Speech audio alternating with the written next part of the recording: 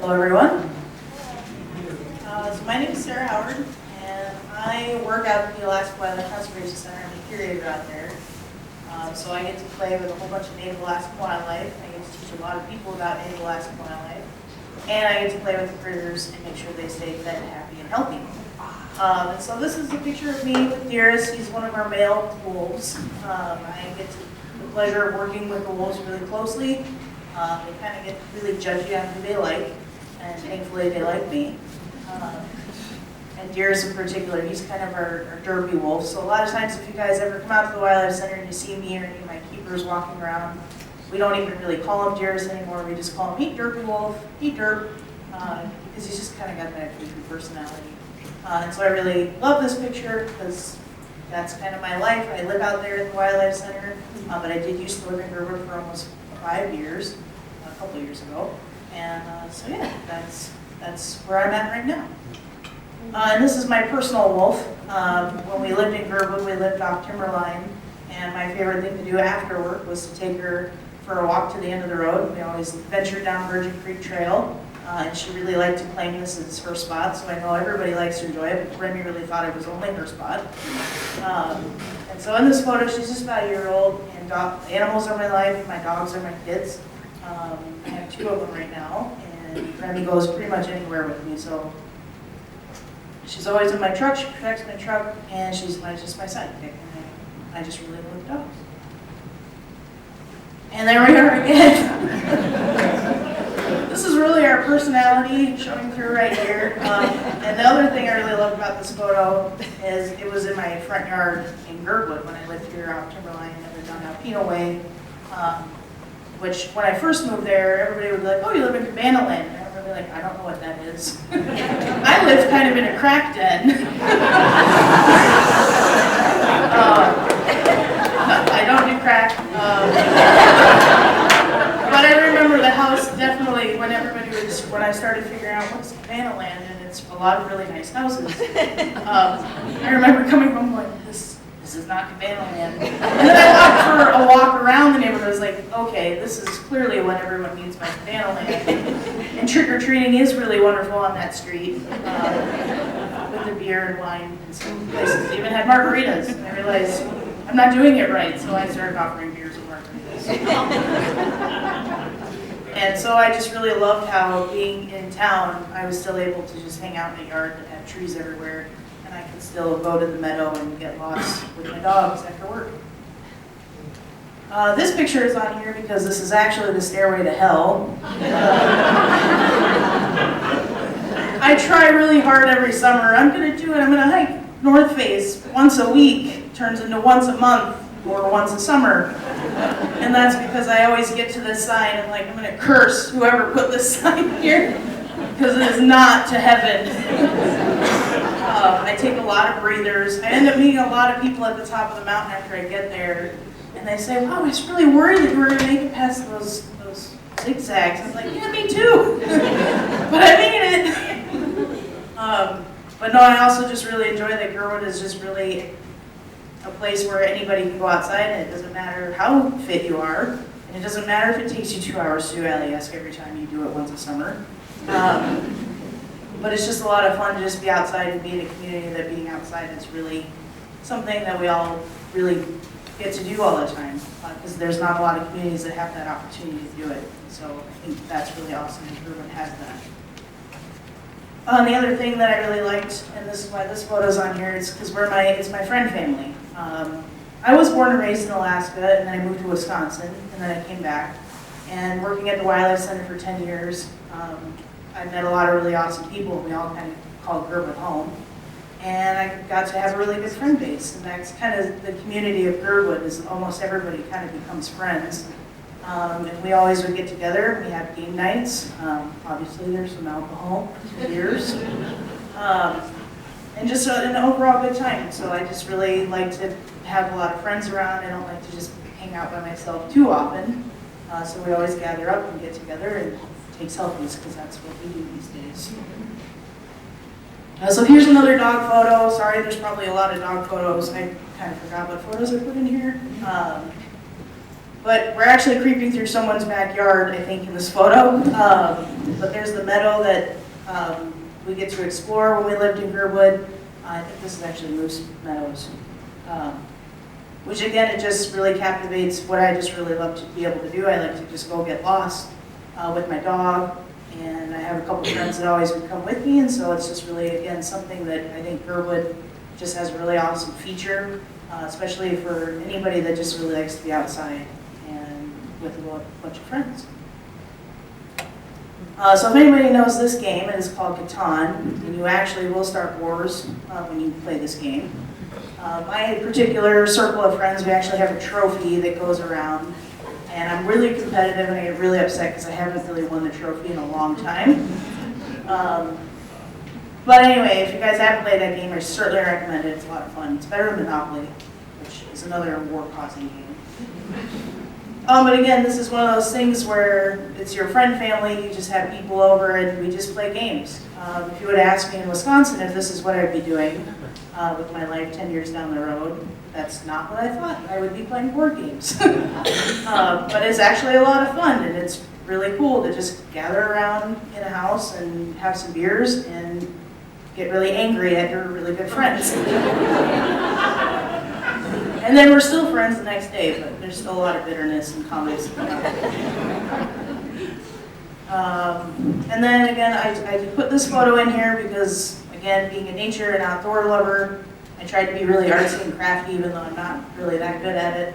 So this is my fireweed picture. And this was while I was hiking Alaska this last year. And it's also just a really fun feature to be able to tell a lot of people that come into our town, they come to Alaska, on how you can really judge how good your, like what time of the year it is based on how the blossoms are going on the fireweed, how much snow you might get with the fireweed, and how tall it is. Those are all really cool talking points to not just talk about Girdwood, but just to kind of talk about Alaska. And because of where I work and how many people I come in interactions with, it's a really good opportunity just to really make connections with folks and kind of have them start to care about Alaska, where we're seeing all those kind of changes going on. But every year that fireweed still is there, and it's always really pretty, really just like that. So I'm also on the Girdwood Fire Department. I know it's kind of a shocker, wearing my gear right now. But this is actually when I got my SEVO, so I was first certified to drive trucks. And so this is my first picture of my first time in the truck. I've come from a family of firefighters, and once I decided that I was going to stick it out with the Wildlife Center, I really wanted to help the community and get involved a little bit. And the way that I decided to do that was to join the fire department. So this picture is about 5 years ago. I almost hit 7 years with the fire department. And you know, I love everything about it. The camaraderie of being on a big team. I'm a big sports advocate. I'm a Packer backer, so go Packer. Sorry. So being on the fire department just kind of helps, really, for me, it really fulfills being a part of a team to achieve a common goal. And then also, of course, being able to do the actual fire department part of it, and EMS. You know, we like to help people, so that's really something that I take a lot of pride in. And then to kind of wrap up I think this is the end for me.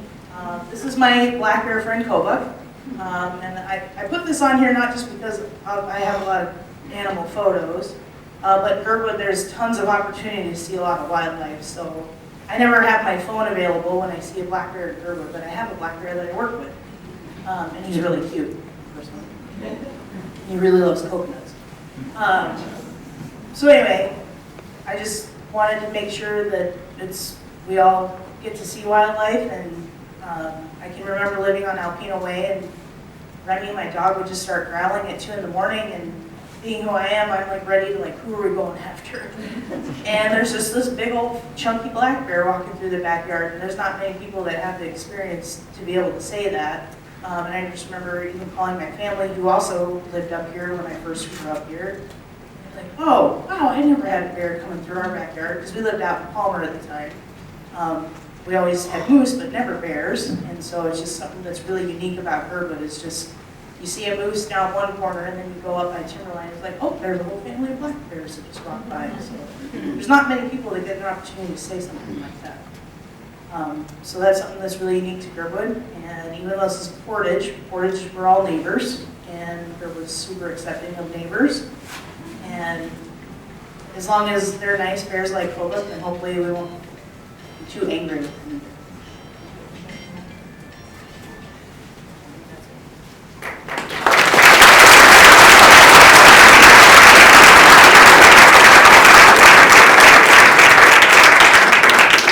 Hello.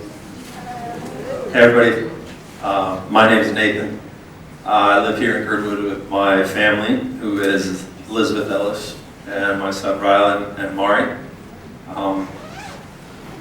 Liz couldn't make it. We have a little family emergency going on in town, so our last couple days have been turned upside down, but I'll do my best up here. I wanted to talk about a few things, and I think one of the best word to describe it is the tribes that all of us are in, and how that relates to Girdwood and this awesome place that we live. From my roots, this is circa 1989, and back then we used to find any little hill that we could to do a jump, slide a rail. But the biggest place we could ever go was Alyeska. But back then, I don't know if anybody remembers this, but you used to have a license to shred. Does anybody here have a license to shred? No? There's one. So, now I couldn't remember if it was Tuesday or Thursday, but every Tuesday or Thursday you could come to Alyeska and you had to take a test. And if you're a snowboarder, which I was, it was my first tribe. It was kind of the outliers and the kids I could fit in with. We listened to heavy metal and punk rock, and we thought we were cool because we were different than everybody else. So we'd come to Alyeska, and we had a ski instructor that would take a run with us, and at the time it was like chair 4. And if you could make it down chair 4 without falling a few times, he'd give you a license to shred. And had a little card with your picture on, you had to show it to the lifty. And so every Thursday, you could go snowboarding, which is pretty awesome. So after high school, you know, we would all jump in our VW Rabbit, about 5 guys in there deep, and we'd all go shred at Alyeska on Thursday for a couple hours. So fast forward to when I came back to Girdwood, I kind of represent the transient snowboarder bum that's come and gone from this community. And when I came back from living in different places, I really realized what an amazing place this is. From the mountain to our outlying areas to all the things that we can do. And coming back, I found a whole new group of friends.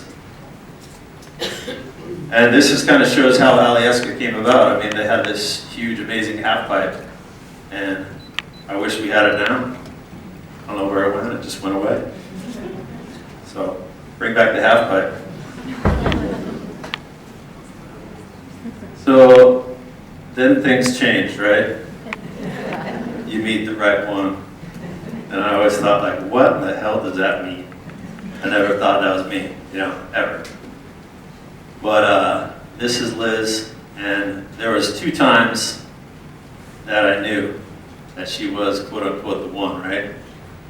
And I never knew what that meant before this time. And this was from bird to gird. Have you guys ever done the Penguin Ridge?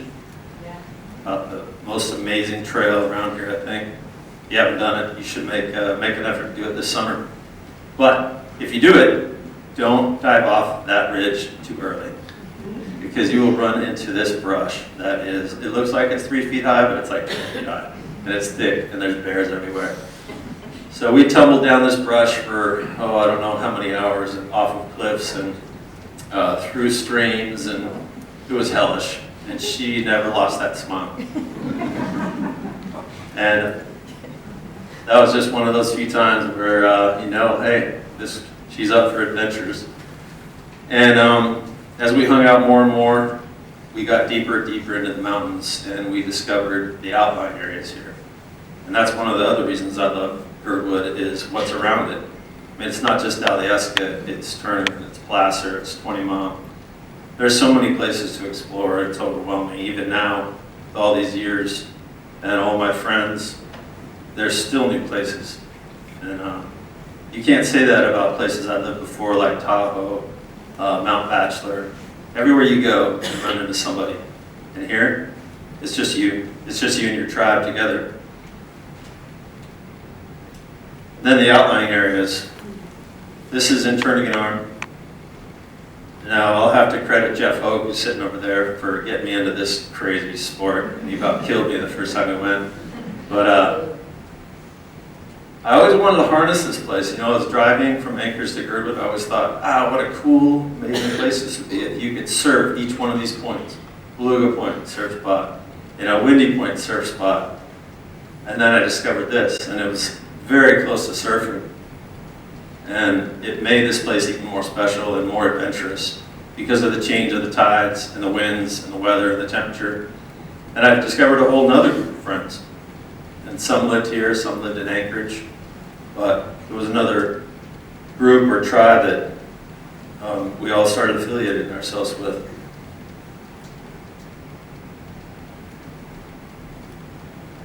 So this is Liz, we are in Kodiak.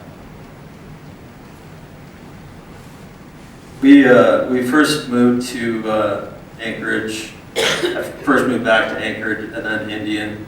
And we were going to Girdwood every single day. So we decided to drop in and move to Girdwood. And one of the raddest places about this entire area is the jump-off point. I mean, you can't have a place where you have the mountains, the ocean, anything you can dream of from 45 minutes from an international airport. And also a ferry system, which we discovered the last few summers. You jump on the ferry to Kodiak, man, that place is magical. So me and my family have been really enjoying that. Here's my little minions here. So things change, you know?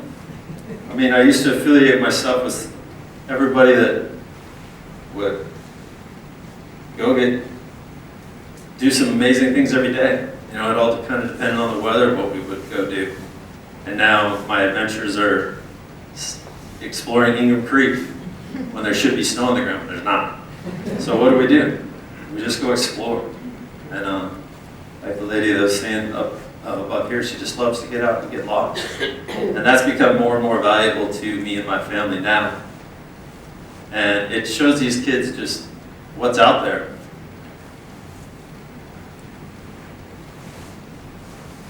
So yeah, this is what we've been doing too, building.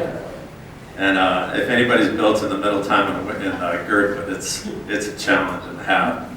And we do it, we've done it all ourselves. You know, we wanted to come here and live, but we couldn't find a decent house to save ourselves. And so being a builder from before, we just put back on my tool belt and we got after it. And rain or wind or snow, you just kind of keep going and you just go from one problem to the next problem. So, and I like to say, you know, like a lot of my friends, they'd come and help me, but usually they'd be out shredding powder or doing some kiteboarding and I'd crying myself working. And they tell me to stop being feeling sorry for myself. So here's the generation that I'm loving growing up. This is Luxon, Hoke, Rylan Ellis, and Paul Munter. These guys have known each other since they're little squishies, and now they're in kindergarten together. We work hard to give these kids adventure and to give these kids their own sense of belonging and their own tribe and their own sense of community that we all live in now. Yeah, like I said, our tribes change. You know, our groups that we hang out with change. And our priorities change. And my priorities have changed a lot in the last 5-6 years. But it's for the better. And I see a lot of people around me with the same thing in this community. And like all of us, we're all here because we're in the same group. We all live in this amazing, tight-knit community. And those are the things I want to try to add to. And that's, we add to it by helping each other and also trying to relate with each other. So, yeah, this is my posse now. And I hope I see you up on the slopes. When Monet asked me if I wanted to do this, I just thought, well, I wasn't really sure what to say, and so I decided to start at the beginning. I first came to Girdwood summer I turned 5, and that was in 1962. I actually don't have a picture from 1962 because I hadn't decided what to say, and I didn't have time to go to home for 5 minutes. Anyway, I'm going to get to this picture in a minute. This is 1967. Anyway, we lived in California, but my dad was worked for the Alaskan branch of the USGS, and so he spent every summer up here doing geologic work out, mapping out in the south of Alaska. So whenever he could figure out the logistics, he would bring our entire family up. There was 5 kids, I was the youngest, and all 7 of us would pile on the Volkswagen van, drive up here, usually about 2 weeks. Well, a couple times we brought a snake. We always have pet snakes. We brought those and show people. Actually, in the summer of '62, we weren't out in tents. We were staying in the abandoned orphanage in Canada all summer. That was interesting. Yeah, one time we actually brought our pet raven. He stayed out with me for this one. But I guess that's another story. Anyway, we all love coming to Alaska. The favorite part of the summer, or actually the favorite part of the entire year for me, was when we would get to come to the Girdwood and visit the Bursell family. Bob and Annie Bursell home sited here in 1948, and they were here raising their 8 children. Notice I said home-sited. I used to say homestead here, but Mrs. Bursell corrected me that it's 5 acres or less is home-site, and more than 5 acres. I never verified that, but I believe it. Anyways, I just thought this place was magical. So in the summer of 1967, when I was 10, is when we came to visit again. So this is the picture from there. I'm sure you've been noticing everyone on the left and Lockyer, so we thought they were really cool and all this stuff. But if you got past that, the main reason I picked this picture is that's Alieska in the background. It looks quite different. I think there's one chair. You can't see it in this lovely picture. Anyway, so we had the run of the valleys. As long as we followed these 3 simple rules. Always make noise in the woods, always have a wool shirt tied around your waist in case it started raining, and always bring their enormous dog-building bag. I just thought it was heaven. And I decided I was moving to Girdwood when I grew up. While I was waiting to grow up, I worked for Werner at the bake shop every summer, starting when I was 14. Lived in the Bursell, played volleyball down here, and they were tennis courts till 1 a.m. Then hiked and explored the mountains around here all during our days off. I just couldn't think of anything like this. This is part of my side that I don't know if anybody remembers. I don't know how many people nowadays are here. Stopped out and used to hang out here, and that's one of Patricia Bursell, and that whoever the had been known as A Bursell, which is what Abe's Trail is named after. We were actually getting ready to go on a cabin trip in this picture. We're going up to stay up at the hut up at the pass, and turned into quite an adventure. We got up there kind of late. We were just hanging out. Well, about 1 a.m., these 2 guys showed up, bad guys. They were hiding out from the law in Anchorage. We never asked what they did, but they spent all night downstairs cleaning their guns and making plans, and we spent all night huddled upstairs in the loft. Anyway, I graduated early from high school and moved up here in January 1975 when I was 17. The plan was that I would start college in the fall. I was already all enrolled at the state in California. Well, the day came for me to leave for college, and it was one of those gorgeous fall days. And I remember I was walking through the crisp cottonwood leaves down by California Creek, and they're all crispy like potato chips. And I called my parents and I said, I'll go second semester. Anyway, our mother always said that she only had herself to blame for all her kids moving to Alaska. She always wanted to spend the summers up here with her dad whenever it could happen. And so all winter long, she didn't want to drag a bunch of whiny kids up here, so all winter long she talked about Alaska as being the most exciting, wonderful place in the world. Always. Anyway, it was time for me to become financially independent.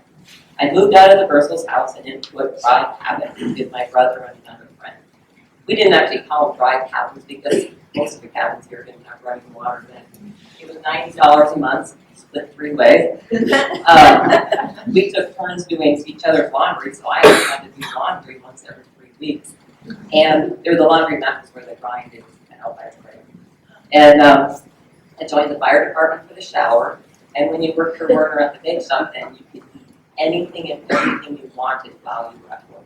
So I was living pretty high up. But then, in the fall of 1976, I met Rob. I was 19 and he was 21. He had just started his own construction company here named Echo Enterprises and was building his first house, having just moved down to Cambridge.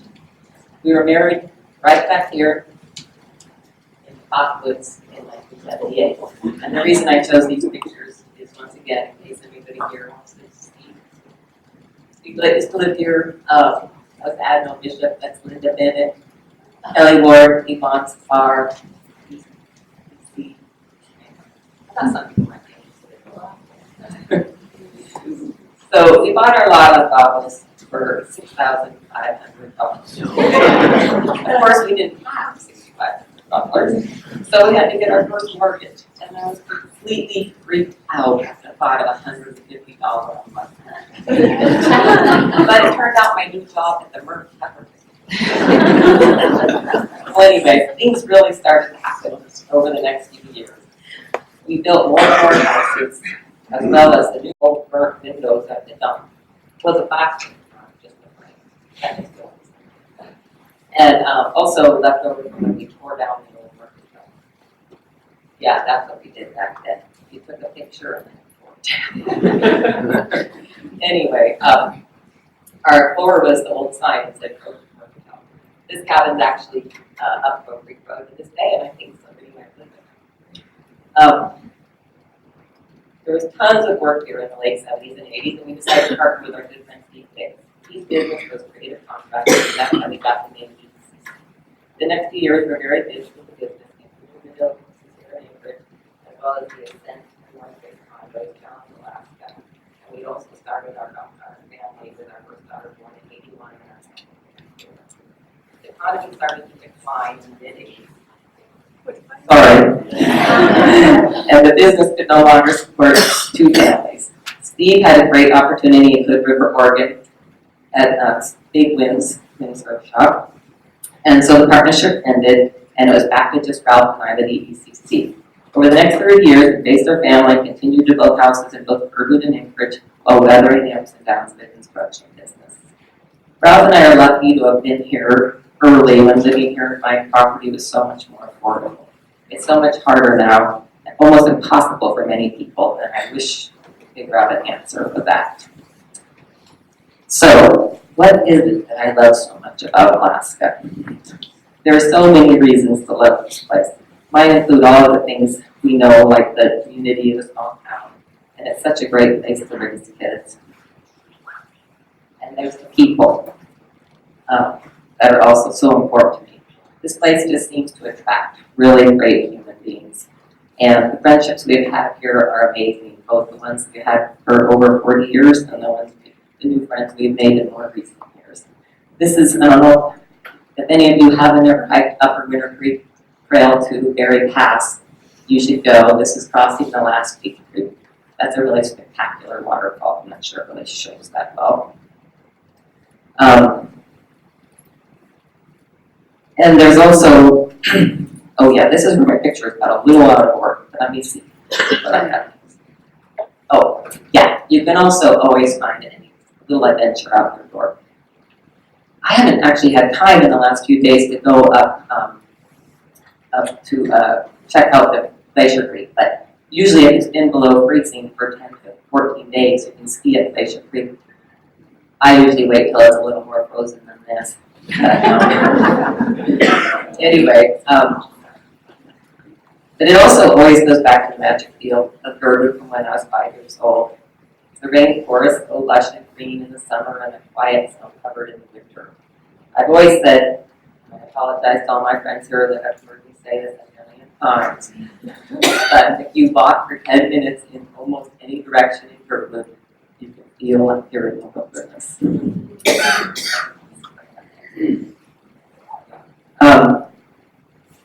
You can head out your door and find adventure, like skiing at Glacier Creek, like I just showed, or enjoy a quiet ski in the meadows. Let's see what I have. Oh yeah, trying to get past too. This is the one that's a little out of order, but there's also going up the journey to pass or all sorts of places around here. Did this just turn on? Is it okay?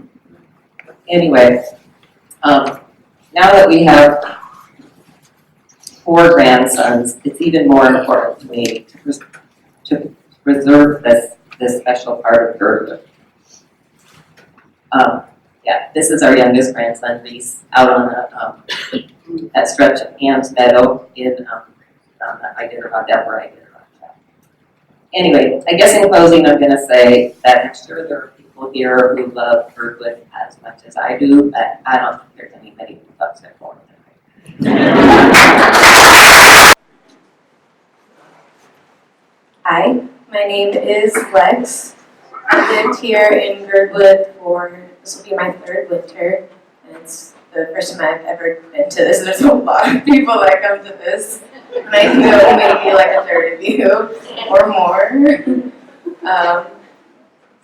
Yeah, I wasn't really sure when I was asked to do this. I usually do spoken word and poetry, and I do it at the open mics, and I wasn't really sure what this was about. And I'm not really a picture taker, so I'm just going to show you some cool things from around town. This is my girlfriend, Tori, and I wanted to highlight this because this is just right off the highway, like what was just said in a million times. You can just take a 5-minute drive and go on a nice little picnic or a date or whatever. And this is important to me because in this town it's really special that I'm accepted for who I am as a lesbian. And I think that it's something that is never an issue for me in this town, and I just want to highlight that and thank you for accepting me. And my girlfriend, we both work here in town and have a lot of friends. This is Underneath the Bridge, and the artist is Beauvoir, and he's done a couple pieces down there, and I just really enjoy the street art. The fact that it's a beautiful backdrop in both nature and representation underneath the bridge, and the fact that we hold that space for artists to create and express themselves. I come from California, city of trains and vandalism, so it does make me feel a little bit at home when I walk into that bridge. This is a really cool picture. I cannot tell you where this picture is taken. Super top secret underground music in Girdwood. A couple friends had a little concert up in the woods. We hiked up to a little platform that he had built. I mean, there's a stand-up bass in there, and they played an hour-long set, and we all just sat in the woods smacking mosquitoes and listening to some really cool music. It was so special. I don't think you could do that in many places in the world, and it'd be so amazing. This is a fun picture too. One of the things that I love about Girdwood is I have so many matriarchs here. I typically like to hang out with an older crowd. I'm 25, and I like to have fun, but also I just really vibe with an older crowd. And these are 2 of my friends. We were having a yard sale in summertime. It was 90 degrees, drinking sangria. And this is Mary and Tammy, and they just brought out some music and played us some tunes and really created a really special vibe. And Tammy sells, she does repurposing of art as well, so she's also an artist. I think she has some of her stuff at Thriftwood for sale, and it's a repurposed, like that mismatchable sock that you might have. She turns them into gloves, and it's called Return Again Art, which is was really cool too.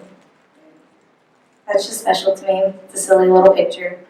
I don't know if you can see it up there. I'm not, like I said, a real picture taker. Somebody will take a picture and be like, oh, that smudge over there, that's a bear. I tried to do it. But this is just a little walk in my backyard, and we experience a lot of rain here, and I love it. I'm from California where there's always a drought. I love the rain, and it's so special. This is like a dandelion that got rained on, and it looked like a little person. There's so much imagination in the forest. Okay, this is really cool. This is from this past fall at Spoonline. There was a felting class held by Darcel, and we learned how to needle felt on a rainy night when it was dark and crappy outside. We went and made masks. It was right before Halloween. I'm a really creepy monkey. They didn't have a stencil for that. I had to come up with that on my own. But I just really enjoyed that too, and I just like to highlight the local business owners here too, really creating a space for us locals to go in the shoulder season or at any time and just hang out or have some sort of craft we can learn or music we can listen to or people we can connect with, such as tonight. This is also part of Girdwood for me. That says Not at All Delirious, and this is at the resort. There was a Chamber of Commerce party, a bunch of people in suits, and my friends and I put on feather boas and glitter and created a soul train. And it was just serendipitous to have a photo booth on a night where you're wearing a feather boa and a glitter hat. And it was just one of those nights. It's 5 minutes from your house. It's safe to go out and have a good time and play. And, it's fun to go on the mountain, but it's also fun to put on a wig, which I do sometimes. I'll show you guys some really funny pictures. These are two really important guys here at Girdwood to me. That is Mike Ingerson, if you guys know him, really amazing friend, community member. He's there for everybody. We have a thing called Girlwood here, and it's just a connection of safe community. And these two guys right here hold that. And they put on purple wigs for no reason, and that's always fun. And that other gentleman in the hat there, the helmet, is Mike Oviatt, who is a musician, also amazing friend, and a real key element to the key element of joy in this town. And I just wanted to highlight that. I think that it's really important to have representation of what makes you feel comfortable enough to get in front of people with a wig on. Again, local businesses. This is a gingerbread contest, gingerbread house making contest in this last year at Chair 5. And it seems kind of silly, right? But this night, really trying to get into the Christmas spirit, not really feeling it. It was dark. I wanted snow. There was no snow. Watched White Christmas, having a chill night in, go make some gingerbread houses, and my girlfriend and I won the contest. I'll tell you guys a secret, we built a hot tub outside of our gingerbread house. And they shipped the table, and it could withstand an earthquake. So yeah, it's a really fun night, and it's part of why I love living here as well. And that's me snowboarding, which I learned how to do here as well. If I have some time, I did write a poem.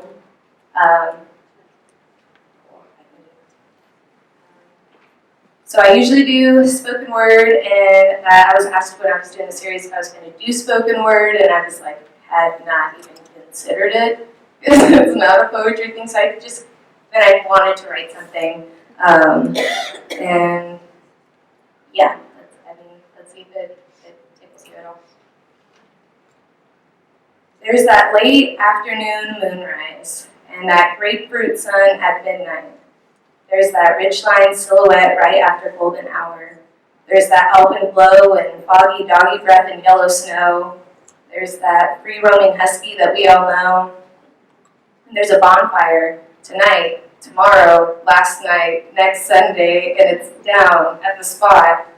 And the guy with the dreads that says he loves fire spinning and sleeping on cots, and he does fire spinning, he can juggle and flow and boy and ride. He's got the really, really cute dog that barks a lot. And wait, which one?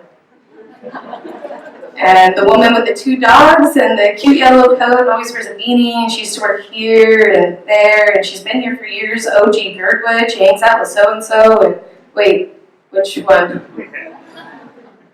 And the woman with, oh, sorry. And the guy that does open mic and plays the guitar and sings that cover song, and he has a dog too, I think, and he always wears that one hat. He rang the bell that one night, and he's really nice, and wait, which one? And that one person, that's one of the wig-wearing, karaoke glitter kickers and costume wearers, and they work at that one restaurant, all of them, and they're the one with the purple or green wig, and wait, which one? This is Girdwood, to me and to everyone. That can jump onto this merry-go-round and hang on to it. This special vortex, this yin-yang circus, this black sheep city, this bud of life in the crack of the concrete. This is Girdwood. I arrived as a stranger to the glaciers. The Turnigan on was unraveling the seams of its autumn sweater, leaving shreds of threads of sunset in the streets from the trees, and I didn't know that I wouldn't be able to leave. Before I knew it, I was writing poems in the fairy forest. The mosquitoes hummed along to my spoken word, reminding me of discomfort, which is really great fuel for writing poetry, as it turns out. I walked into the Silvertip, high as a kite on legal marijuana, made an impression, and my first day of work is tomorrow.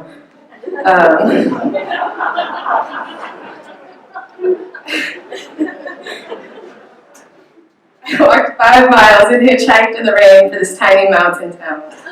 I've worked up and down the hill just like you. I've made so many sandwiches and coffees for tourists and travelers, the locals and the corporates and the teachers. I read poetry into microphones at bars when the sun goes down. My community says hello to me when I walk down the street. It's not rare to find some company. And I'm grateful for this opportunity of a shared experience in a deeper way. Thank you for listening and accepting all the eccentricity and electricity. Thank you guys.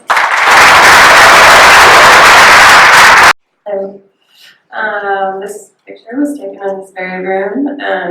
This was this fall after the Messians lost Paxton. And I, you want to do something, but there's nothing to do, and you want to say something, but there's not really anything you can say. And I decided, I'm a Pilates instructor here in town, and I decided to host just a donation-based class here and promoted that. This was everybody that showed up. Really honored to be able to do something for them. I'm a dog masher. I'm a girl that's telling me I did run. And this was my first summer living in Girdwood. And Nick and I lived all the way up at the end of Crow Creek on the private mine that's up there. And we lived in that tent that you can see in the background with like 35 dogs outside. And then partway through the summer, we had 6 new puppies. And one of which was these, and this is Timmy, and this is about a day before they opened their eyes. It was, a really magical time for me. I didn't want to be a musher, and I definitely did not want to do the Iditarod at this point. And then about 9 months after this picture was taken, I qualified, and then you have to wait a year before you can run the race. So I ran the race the following year, which I said I would never do. But Timmy grew to be what we call a mushing horse. He's really, really big. And so less than 2 years later, he ran my first Iditarod with me. It was really an amazing experience to watch this puppy grow from day one and get to take care of him for 1,000 miles. So is this Carl? I'm sure most of you know him. If you don't, you should. And I'd seen him around, town over the years and never really got to know him. And then one day I was walking by him and he was selling his dahlias on the corner. And I stopped and we just started chatting. And so I sat down with him, chatted for a while. And then the next day I saw him, I was running, I did a run again that year. And he said, I want to donate, my sales today to you for your dogs. And so I sat there the rest of the afternoon and sold dahlias with him. And he was just a really special, person and a very kind heart. And that's my shirt for my dog team that he's wearing. This is one of my many jobs in town. I told Salita I was trying to limit myself to just one tater pig picture. And that's what she actually took this on the first day of Forest Fair this summer. And working with her and Riggle, I got to know them when I lived at Crow Creek, but I made a lot of friends working there and working with them over the last 2 summers, and we have a lot of fun. And I realized I could go to Salmon Fest if I worked at it, and so I got to go to Salmon Fest with them the last 2 years. So I'm the campground host, or at least have been the last 2 summers. So I live in a camper that doesn't run over at the park. It has to get towed in and out. And Brian and Keisha Holloman and Frank and Tylee Love actually gave me that camper when they were running Girdwood Auto, turning and towing. So I've lived in that the last 2 summers, and so every summer, Forest Fair kind of grows up around me over the course of a week. And then of course I see the tear down afterwards. But I went into the summer, got home late from work and went to bed, and the next morning I went to pull the blinds. There's this incredibly creepy puppet peering in my window. And shortly thereafter, I'm driving out of the park, and Connie Cooley's pulling in, and she slows down, so I slow down, and she says, "How do you like the new neighbor?" And I inched it closer to the window over the course of the week. As I mentioned, I'm a Pilates instructor, and my very first job that I ever was hired at here in Girdwood was at the yoga shop when Sam Norman owned it. And I think at the time I was the only Pilates instructor in town, and it took a long time to get people interested in it. They just thought what I did was weird, and now it's grown, and I really like being able to share it with people and make people, feel good and make their spines feel good. And so this summer we ended up canceling classes because attendance was really low. Corey Kuiper, who now owns it, wasn't sure, what to do, and he asked me to manage it. And he said, okay, because I didn't want to see it just falling into disuse. It's right there, and it's a good space. And so this was just a silly picture I took to post on Facebook because we installed like a ballet bar and did some other stuff, hence the power tool. This is my good friend Dusty, who sort of grew up together. I'm from Iowa, so he grew up there, and then he's lived in Seattle for quite some time. He's a musician, and he's in a band that he actually wrote a song called Emily Maxwell, and they put it on their album for me like 15 years ago. It's a real pretty song. But he's come up the last 2 summers and stayed with me in Girdwood for a few days, and I love showing him around here because I'm just as proud of my Girdwood time as I am where I'm from. So I love showing people from home, my first home, around Girdwood and introducing them to all the special people here. And this summer, one day we were sitting outside of my camper, and he's strumming a guitar and we're chatting.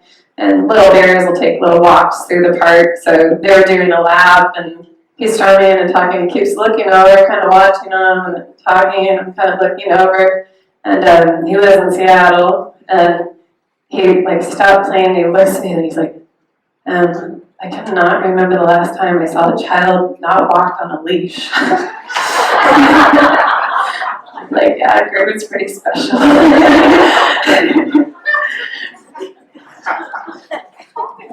This is my very best friend, or one of my 2 very best friends, Coy. She ran my first Iditarod with me when she was just under 2 years old. So with mushing, I've always been gone in the wintertime. This is my first winter staying in Girdwood. And then when I'd come back in the summer, I'd work like 80 hours a week and do fundraisers, and I was lucky enough to get a few sponsors. But I just never had time to really enjoy the summertime things like picking berries or hiking North Face until this year because I didn't have to save so much money. So this was the first time I ever went berry picking, and first time Coy went berry picking because she figured that out pretty quickly on her own that she could pick her own. She had good time. I took this picture at Jack Sprat. I served there last summer, and then when I came back in the spring this year, I've served there since I've been back. And I was like the flower girl, if you will, this summer. So all the little arrangements on the tables, I did those all summer. Water little plants. There's actually quite a few plants in there. And I just really, I love the picture. It's pretty, and it just kind of highlights that it's great working for Franz and Jen, because they're people that really appreciate beautiful things, and beautiful food and wine, and want to share that with people, and of course appreciate beauty in their surroundings and are willing to pay me to crawl around in flower beds and pick flowers for them. And this is kind of blurry, but I stole this from his latest Facebook page. This was my rookie year on Iditarod. And so when you leave Willow, you go run out across all these lakes, and there's all these people. And people yell your name because they have programs, they see what your name is, but they may or may not know you. And I'd always heard that Girdwood had a big group that would go out, and so I'm running along, waving to people, and people give me cookies and beer and stuff. And I was right along, I'm like, oh no, that face, and then realized it was a big Girdwood crowd, and there was Selena right of her. So I blew her a kiss, and probably started crying in that moment. That's all I got. Hi. Awesome. Grace asked us to come up. My family decided, hey, you're there, so it's just me. This is my father. We came up here. I grew up on the mountain, basically, and have been part of Valleys Resort, or the race club, since 1975. Stayed at many families, condos, houses, grew up with sisters. A lot of people here, but generally I'm at the race center. You see him, watch out, he's got tunnel vision. But this was our first year here. We're from LA. I'm originally from Inglewood, California. So bang bang, it's walking distance of LAX, and we would drive to Mammoth. I was a Mammoth kid. Dad found skiing, and he decided that anything before skiing was a waste of life. So generally, I'm on the hill looking at kids who are looking at me going, "Mash, I'm just here because my parents made me come here." Well, you need to find a different reason than that, buddy. I think that we all have a beautiful road here, and you just have to figure out which one you're walking on. There's a lot of wonderful families that were here a good decade before us, I feel, and I've been very honored to be included on the list of having the Mashfords being part of Girdwood. It's pretty awesome. So here's Dad, our first year in 1975, is a super sporty attire. I'm sure those boots are super safe at any speed. Dad likes his hair.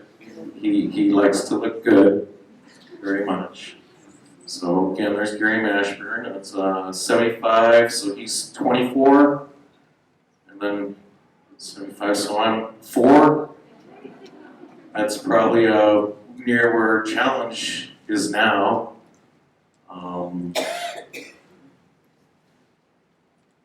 He didn't want to be a soccer dad, and he worked for the airlines and did the international airline racing, so it was like automatic. It was just, here's my kid. There's a program, okay, cool, we'll see you later. I used to be seen on the hill by the Yorks basically crying at my dad going, "Daddy, Daddy, wait for me." And now he's usually telling me to slow down. I got 1 speed on the hill. I got good doctors. Mountain takes care of me. Here we are in front of the old Chair 3. Back when there were condos next to the Sitzmark and the hotel. Again, some really sporty attire there. Tuck-in boots. And this is probably my sister's first day skiing over at the mountain. I think this is 1982. 1882. Lena's first day. My sister has what I call a moxie. I'm the happy one. I like to think I am. Here is actually looking at the old chair 4 and chair 1. I think you can, the sun deck over there, the old brown house is probably covered up by snow. If anyone remembers, generally it snowed so much that the stairs just disappeared. And when you went to the men's bathroom, there was a big hole in the wall, this queen, and you could see down North Face. They were going to work on that one for a few years, apparently. I really missed having the chair come and bring you up to the sun deck. It was really kind of awesome. And Dad took these pictures. I am just doing what I'm told. So my sister and my mom over here. My mom never really became a skier. She likes to wear the clothes. Most people don't realize that Dad has a wife or that women like any of us. We're on the hill and yeah, it's pretty awesome. But she does exist. Lena would say I was adopted. I'm not adopted. My dad's first wife was Japanese. I'm half Japanese and half German, so I'm the Axis powers. Went really well at high school and elementary school. This was actually taken by Eberhard Brunner. Brunners are also a staple to this family. This is before he started going out on safari doing pictures. He started by taking pictures of his kids. The hill. I think this is 1985 Dad wrote, so 14 here. Must be a J3 when we did the J classes. Back when we still wore cool sweaters. And it was a little past the Spider Savage days when apparently you guys would take bell bottoms and paint things on them, or blue jeans were big and racing them. This is the group that next year, there's probably a few people in here. Mike Durkee was working as our Alpine director then, and Mike Lloyd. I can see the Brady's in there, Liebert. It's like Jason Harmon's family's in there, Mike Richards, Frost, Garrity, Dion Rowley, Montnaga. I grew up with a lot of really cool families on this hill and was very fortunate to share a really wonderful life with them, which I'm still trying to live. Wear a helmet, no sense of smell anymore, no taste. Wear your helmet, please. My sister here, probably when she was pissing off Don's little sister, she started racing Mighty Mites, and even with that little A-frame, she was winning pretty well. She's got a daughter that's kind of the spit image of her. It's pretty interesting. So here we are at the backside of Picnic. Everything here is skiing, apparently, because that's all we do. This is after I was a pain in the ass to my dad. I had left the club for a while, and there was a period where people were, Lena has a brother. I left ski racing, joined a punk band, and did the college circuit for a couple decades, and came back coaching, in which case Paul Cruz would have people going, should that guy be around kids? Yeah, you ever seen him ski? I don't see me ski, so I don't see what anybody's seeing. I just have one goal. You see my dad skiing, he's kind of the king of the tail sliders. Please, if I look like that. I don't look like that. Dad's pretty awesome.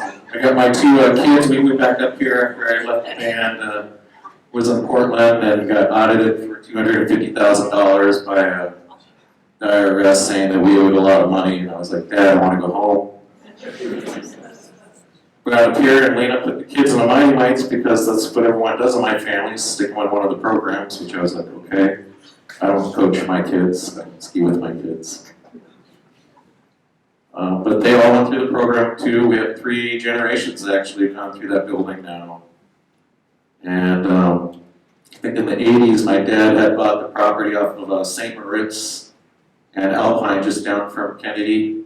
Back when they were developing that, we got the property. It was like recession time, 80s, for that sleep on your floor thing, or the Gibbs. We got this property for $25,000, 1988, and he built that cabin that he calls it a cabin. I'm like, there's a garage. He and lived there, and Bruce and many other people. It's kind of a tower, really. I figure that when Mom and Dad, move, we maybe get to use the cabin again. He's extended it. He put in a little apartment on it where I was like, oh, cool, we can use the little apartment. No, you can rent that out for a good $800, so this is how Dad skis, because there's no woman in the world who will just let your husband ski and not make money. That's what my dad does, though. So,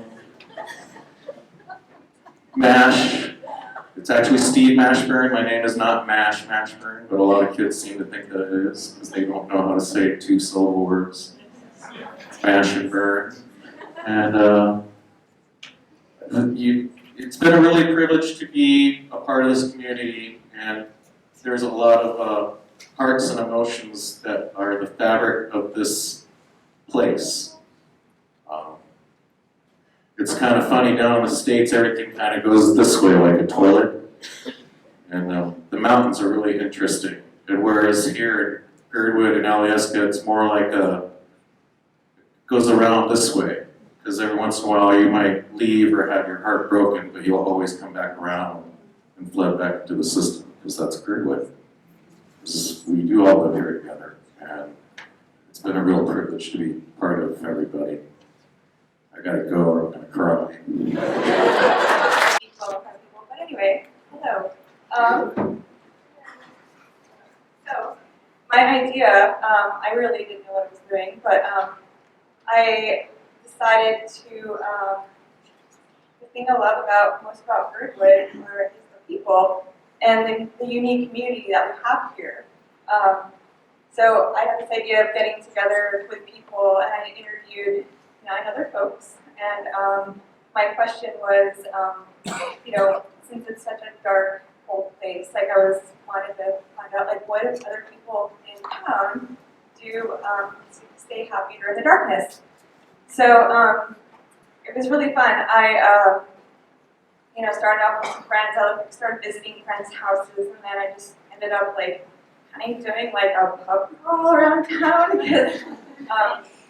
I don't know, I was like, oh my gosh, I have like no time, so I just was like, I'm just gonna go to all the different restaurants and just interview people. So this was actually one of the folks that had interviewed. This is Jackie. It was actually her birthday that day, and she said she has a routine where she learned from a friend who has mastered the winter and the cold. And this includes wearing wool, wearing spikes, and adding ashwagandha, not ayahuasca, to her water. So she also has a meditation, yoga, and Pilates practice that helps with her darkness. So that was really fun to meet her. And so there were so many people I had met. She was one of them. So I came up to her, and her boyfriend was like, can I do this interview? Because, just really nice to meet the community this way. This is Gwenny. She's actually a friend of mine, but it was nice to be able to have the opportunity to go and visit her and her husband, because they had just got back from Peru. They just got married. So, sorry, these slides are not in the order that I put them in, but so this is Gwenny. She moved here in 2017. She's from Buffalo. She said she looks forward to the darkness actually every year, because we have so much light the rest of the year that she loves seeing the stars and the auroras, and she really enjoys the quiet that we have in the winter. And she feels like in winter is when she could really get in touch with nature. because she can really feel the hibernation in winter and the activity in the summer. She loves to enjoy the longer sunrises and sunsets that we have in the winter as well. And the darkness really makes her happy. And I was really surprised to find out how many people actually really love the darkness. Like, I'm actually one of them too, but she just loves the diversity of, just how we have so much light and then we have so much dark. I mean, there's just so much beauty in the winter that we don't get to enjoy in the summer, like the stars and the auroras. So that's funny. And this is Jeffrey. He's been around for quite a long time. You probably recognize this guy. He's volunteered for Challenge for many years. He's from the Midwest, and he said that he can definitely relate to the darkness because he is from the Midwest, and it actually feels like home to him. And he said, like, when solstice is here, it's actually the beginning of winter, and he loves how it gradually gets lighter and lighter and continues to grow. And he loves to enjoy climbing, indoor climbing. He loves live music, traveling, and he just loves our community as much as I do. This guy here, he is awesome. This is Greg. He's a new person I had met as well. He's from Phoenix, and he moved here in 2016. He said he started to get together with some friends in the fall last year and play board games, and that's one of the ways that he likes to stay happy during the darkness. And he said just like actually any time of the week, to get together and have beers with friends is always a good time. And he has a furry friend too that always keeps him happy. And this is me. I'm an artist, and I really love the darkness. I feel like I'm a painter, and I love painting. Like the colors in the winter are just absolutely gorgeous, and it's just such a great way to get inspired for me. And I feel like this is, when it's cold and miserable out, just to sit in front of my easel is just, magical. And I get like the same amount of happiness that I get when I'm snowboarding, when I'm painting. So I moved here in 1994, and I ended up spending most of my time in Valdez. I got to explore many of the mountains there, learning all the powder stashes, which are everywhere in Thompson Pass.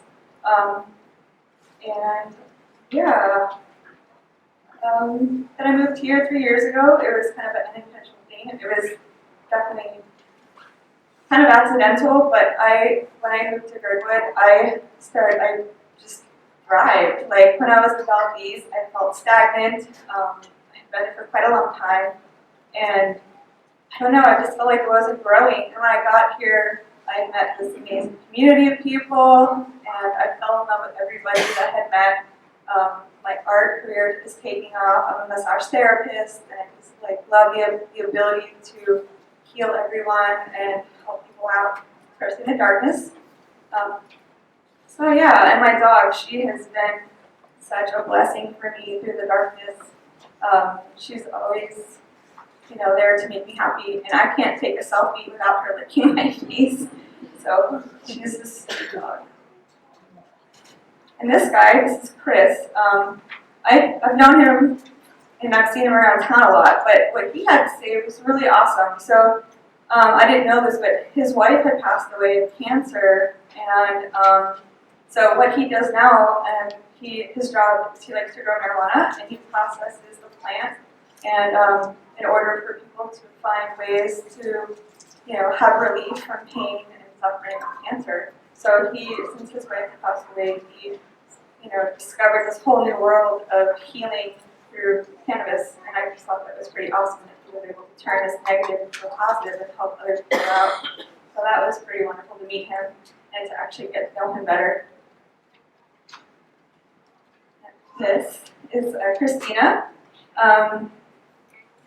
She just got certified in yoga, but she's also a Pilates instructor. And that's one of the things that she really enjoys doing and teaching the community is Pilates and yoga. And she's always, you can probably find her outside a lot too. She's one of the most athletic people that I know in town. And she's always putting a fire under my ass to get up and take her classes and go skiing and stuff. So she's an inspiration to me as well and other people in this town. Yeah. This is Alana. She was telling me that what she loves to do is to bake, and she was delighted by getting a gift from a dear friend who gave her a KitchenAid. So she said that her friend knew that this would be a way for her to keep her sanity in the darkness, and it's just something that she's been doing to explore her creativity in baking.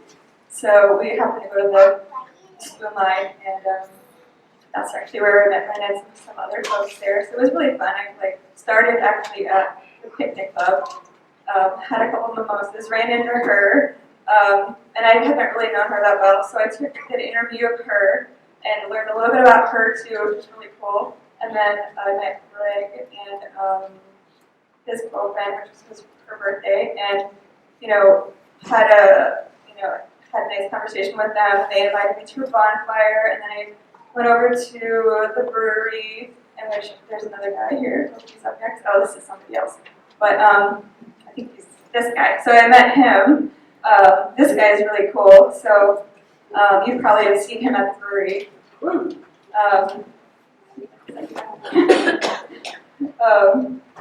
So his name's Jake. He's from Anchorage, and he enjoys creating music with his brother.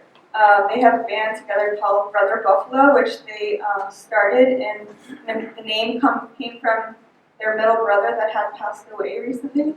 So they enjoy playing music and help lighten up things in the winter. But they're both Alaskan Native Yak, and they like to step out of the box and try new things musically. So it was really nice to meet him too. His parents had just got back from Maui. So I saw that they had the Maui attire on, and that's how I started meeting him. That's why I went to massage school. So anytime anybody has any sort of affiliation with Maui, I just instantly fall in love with them. So I started talking to them, and then I ended up meeting him. We had this great conversation, and had a beer, and yeah. And then here's this lovely lady. Her name's Riley, and she said she's from Alaska as well. She's from Palmer, but she said that she's one of the other people that says the darkness doesn't bother her. She said it. She just keeps on going with that in her life, and yeah, she said the darkness, just is really special, and just she likes to, besides going outside and enjoying the winter, she likes to knit and sew and get together with friends. But yeah, there was only two, which was interesting. Out of the 9 people I interviewed, only 2 people were local, born and raised in Alaska. But it was just such a wonderful way to go through town and meet all these great people. And yeah, then I ended up going to a bonfire and met a whole other, Lexi was there, and all these people that I've seen around town, but was able to have great conversations. And I did a couple other interviews there too, but I think I was just I'm just going to interview everybody. So I interviewed all these people at the bonfire and just kind of piece it all together. So it was just a really great way for me to meet the community and really fall in love with it even more. I love small towns, and the one thing that I told everybody too is when I asked them about what they do in the darkness, stay happy. You can't say skiing, you can't say snowboarding, you can't say I like to go outside, because everybody likes to go outside. So it was just nice to get a different perspective of what we all like to do as a community, and stay happy and healthy in this great town that we live, and I'm grateful for this opportunity. It's nice to see everybody here. Thank you. Hello. So when my wife asked me, Crystal Oak is my wife, and when she asked me to speak, I agreed. I put together the photos, and she said, "Actually, you're on the bench, you're on the backup list." So I kind of stopped thinking about it until today. She's like, "Hey, coming on the bench, you're up." So I'm probably going to forget about everything I was actually going to say. So anyways, quick back story is My wife and I used to live in Eagle River, and I worked for forestry out in Palmer, and I'd always drive down here everywhere. I went almost 11 years without working, just because I love snowboarding so much. And I'd always come down here everywhere, and my brother Jeff Oak was down here, and he had, you know, this tribe that he had down here, and I got to know everybody, and I really enjoyed being down here every time. You know, like, I always was, man, I wish I lived there, I wish I lived there. Even when I was a kid, every time we come back, it's just this magical place. I was always just wished I lived here. About 6 years ago, my wife, you know, told me she was pregnant. I was like, you know, we're gonna change chapters. I just quit my job, and we sold our house. We moved down here. We were renting a place for a while, and luckily, within a year, we found a place with a foundation. And so here we are, and we started our family, and I am, you know, so happy to be raising a family here in this community. Try to show the picture. This is my daughter Rebel here. This is her 3rd birthday with all of her friends, and I just think it's so fun that we can go up there and just make some phone calls, and everybody shows up, and everybody can snowboard and ski, and they inspire each other. They just out there ripping with each other at young ages. I thought I started young, and I started at age 4.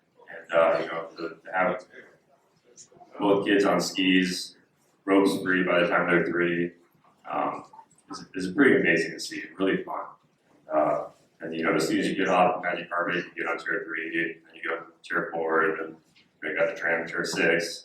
And it's nice to be able to get back up to the top of the mountain, especially when it's always raining lately. And I drew this photo in there just because I really love living in a rainforest. You know, especially being in forestry, traveling across like lower 48 Canada and all these places that are droughts. And when it does rain a lot, places I do hear people complain about the rain, but it's not a problem. Like, I love living in a place with endless water, and it's so beautiful. And I'm not a forager, but this was my very first day picking something from the woods. This is chicken of the woods. With my son Luxon and my daughter Rebel, we just kind of wandered off into the woods without a trail. We found this tree, and you know, I got on my phone and I Googled it because I really want to pick the wrong mushroom. And then I called some people, and I think I even called Don Garrity, I think maybe, just ask questions about it. But we went home and we cooked it. My wife Crystal cooked it, and it was amazing. It was kind of cool, you know. It just inspires me to be able to show my kids and learn, and so I can teach them, and we can learn together about what's actually in the woods and what we can and what we could live off of if we needed to. But I loved living down here just because it's just so beautiful. It's a unique place compared to the rest of Alaska. And you know, you drive away from Alaska or Anchorage, and you get down here, and it's just completely different. It just looks different. Different trees. They're all giants, and even when it is raining, you just go into these woods, and it's not raining as hard on you. And you just kind of listen to the sounds, and it's beautiful. This summer, I think this is one of those days where it was over, I think 80, 81 degrees or something like that. And one of the things that when you're raising a family, it's hard to go anywhere. You don't just get in the car and drive somewhere. Like, it takes forever just to load the car up. And then when you get there, you're like, oh, I forgot this. So it is really convenient just to be able to leave your house and just walk out the back door and just go hiking. And, this is up valley, kind of towards the CBG cat skiing area, and you know, you cannot get over this view. And I love that our kids are growing up looking at this view. This is the backdrop that our kids are always looking at. And you know, when it's nice and when it hits 70 degrees or 80 degrees, there's nowhere else on earth I'd rather be. Like, this is the place I want to be. There's no reason to leave town. You got everything here.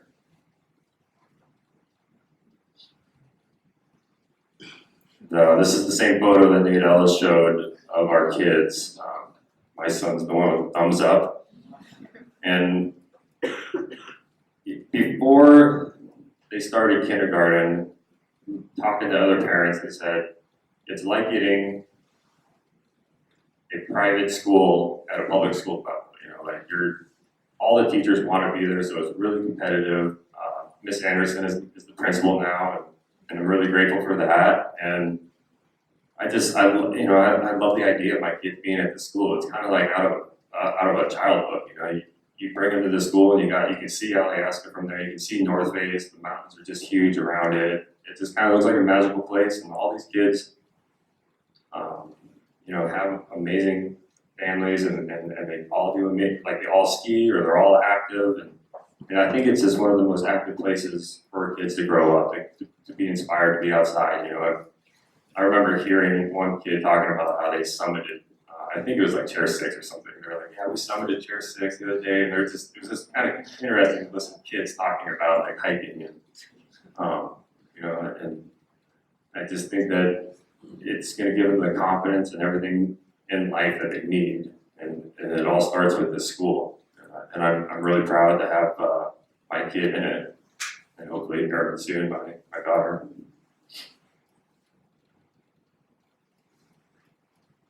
This is chair 3 this year, and it's just funny because it's pouring rain on us, and my daughter's smiling, and everybody's happy. The theme here is you just got to get the right gear. You can go outside, and no matter what, like it's pouring rain, and it's been pouring rain for weeks, and you just drive down the road and you see families out on the sidewalks in full rain gear, and I just love that no matter what the weather is doing, people are always outside getting after it, and for the kids to be putting up with this, and I just feel like anything else in life is easy. If they can be happy skiing and when it's pouring down rain, that's the goal. That's what you want. And obviously, like there's no you obviously you want snow or you want perfect temperatures and everything, but this whole mountain just develops tough people. I feel like, and I'm seeing it as I'm meeting all the other families and getting to know everybody and raising my kids here. And again, it's just something that I'm proud of being here with my family, and it just reinforces why I moved down here.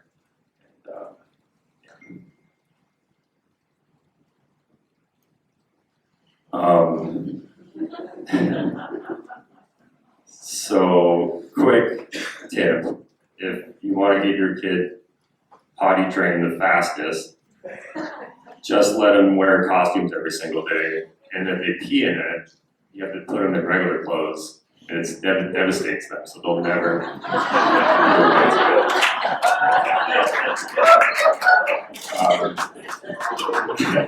But that's Luxon in the Batman outfit, and he literally wore costumes every single day. I couldn't get him in regular clothes. It was fun.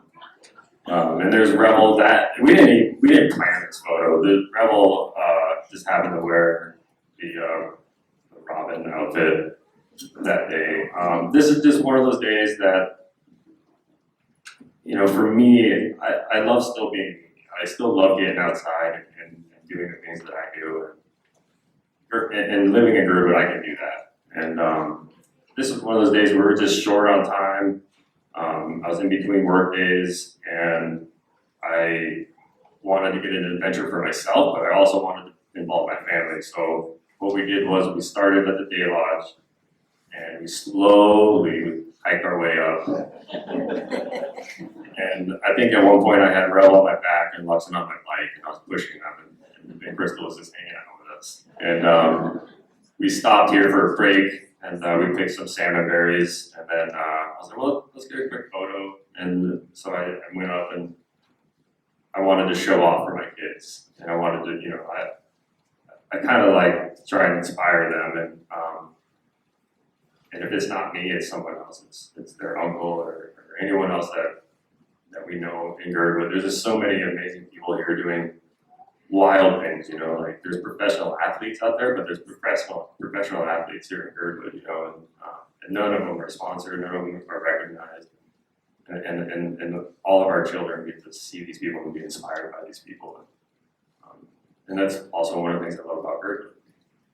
Oh, so then what we did was we continued up to the tram, and the family and the dogs went down on the tram, and then I was able to ride my bike down. So, you know, I always feel like you hear that term, like you fill your cup and then you can give some to your family. And so I always feel like I can do that really easy here in Girdwood. It's easy to fill my cup up, and then I can make sure I provide for my family and be there for them and give them adventures. This is meeting Greg Lawton out, I think this was in March, a little over 4 years ago maybe. And it was just one of those warm winters. There wasn't a whole lot going on, not a lot of snow.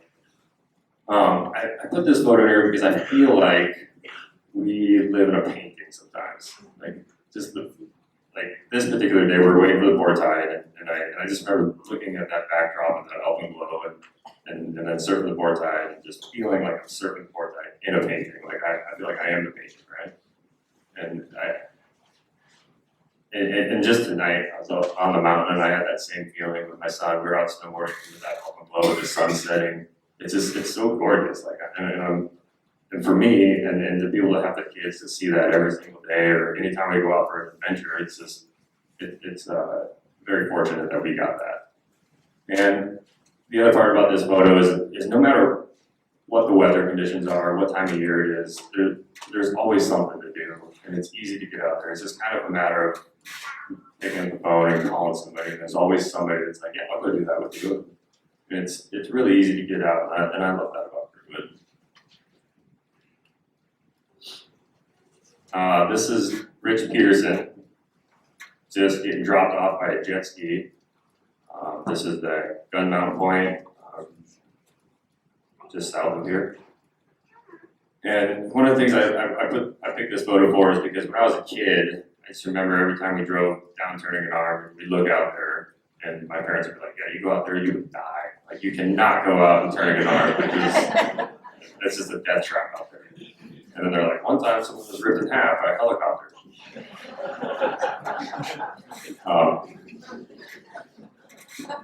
But this was like maybe 70, 71 degrees, and the water wasn't that bad, and we just happened to get the tide right. We went out there, my brother brought the jet skis out, and we just were towing on surfboards. And my son Luxon was just playing in the water and splashing in the mud that apparently is going to kill you. And it's kind of one of our go-to things in the summer. If it's sunny out, we go to the beach and play on the beach. And we have little wetsuits for the kids and stuff like that. But, you know, anytime you're in Girdwood and you want to go out, you just kind of have to think about what time of day it is, what's going on, and you can find something good or unique. And every day is different here. And that goes for the Turning an Arm too. I commute that highway to Anchorage for work, and it's always different. And it's a beautiful view, and it's changing every day, and the tide is always different. And you know, one of the things that I think about when I was young, I used to fly down that road. I was one of those people that was speeding all the time coming to Girdwood, but now I don't even know if I do 55. I'm like right below 55 and just cruising, and I'm always just kind of enjoying the view, and it's really nice. I wish everybody could do that. I threw this photo in here mostly for Dave Ellis. If you saw that photo earlier where he was building a house, that was his first house, and that was when I started this project. I don't know if everybody has the same project or problem that I have, where anytime the sun comes out or it's not raining, you go outside, or you feel like you're getting called outside. This is over 2 years ago, and he's on his second house now. I gotta finish these stairs before he's done with his house, the second house. But and for me, it's just it's tough to work inside houses for me. I love being outside, and I love getting my children outside. And and I have a really hard time driving all the way to Anchorage for supplies or anything I need. A lot of times it's like, oh, I need a bolt or whatever. And, oh well, I guess I'll go outside and play. And I work in Anchorage, and when I get off of work, I know that I have a list of things I need to go to Home Depot or Lowe's for, and for whatever reason, it's just I forget about it. I'm like, gotta go. And when I round Potter's Marsh, it's like you feel like this weight lifted off of you. And you're like, ooh, I'm almost home already. It's nice to come to this community. It's quiet. People are always respectful. Everybody's nice, and yeah, I'm really glad that we have this. It's nice to be able to go to work in Anchorage, but it's really nice to be able to come back to here where it's safe for everybody and quiet, and you don't feel like you have to lock your doors at night and stuff like that. Oh, and the last part I was going to talk about is those stairs. I had this really big white spruce right in the middle of my driveway, and it wasn't looking real healthy, and it was blocking the sun from our house. And I always kind of feel, it's kind of silly to say, but I always kind of feel bad just cutting trees down to get sunlight, more sunlight. And so but I did cut the tree down, and I didn't know what to do with it. And 4 years went by before I kind of figured out, like, oh, I could use the tree for stairs and other things in the house. But I am glad that I ended up doing that, and the tree is part of our house now, and it's one of the more beautiful things I think I've ever done as far as construction. And then I took this one just like, I don't even know, a week or two ago maybe. This is the tram. I took this one because I feel like the tram is a big part of our family, and it makes it easy for us to get outside, whether it's the summertime where we can hike up North Face, and I'm not really a big fan of hiking downhill. Like I always feel like I gotta ride something downhill, and so when you're hiking downhill with kids on your back, it's hard. And like, you know, I kind of lose the purpose of why I went uphill by the time I get back to the bottom. And so it's really, really nice for us as a family to be able to hike up North Face, have a beer or two, and have some food, and then take the tram down, you know, with your dog. And then in the summertime too, or the winter time, like right now when it's, you know, hovering around 0 degrees, and I want to get my kids up top, but I know by the time we get to the top on Chair 4, they're going to be freezing and they want to go inside. So if we just take the tram up, they're warm and they're still happy, and then we can spend at least one run on 6, and then we go right back to the tram and get a hot chocolate and then go back out. It's just this cycle that we do, but you just kind of have to figure out the programs, and living in Girdwood, it is it's really easy to live as a family and get outside and be adventurous. And I don't know anywhere else that makes it that easy. I think that's it. Thank you. The winter, so I left and moved down here in November of '77.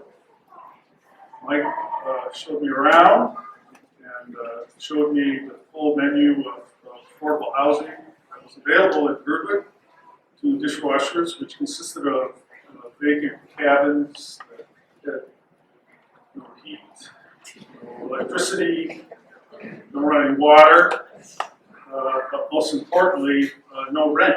And, I picked one out of that, out of the litter that Mike showed me. I ended up living next to Jim Bishop and Admiral for the whole winter, and I never did find out who owned the property. It worked out pretty well. Just one trip into Spenard, a second chance to buy a $25 diesel heater, and once a week down to John Cutler's gas station, fill up a 5-gallon can of diesel. I was warm and happy the entire winter. And it was, I was 22 at the time, and that was a winter where I would say there was a lot of personal growth, and I think that's true for many people who live here. One of the things that's made it special for me is just to see not only myself, but folks that I've known for years grow ups and downs of life and go through it together with people that have been known for a long time. It's really pretty special. And sometime during that winter, I felt completely in love with this as a sense of place.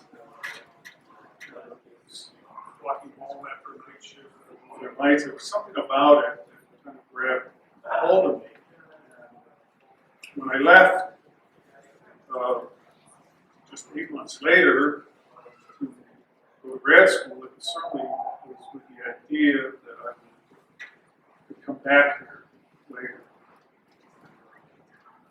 Next time I was in the group was in January of 1983.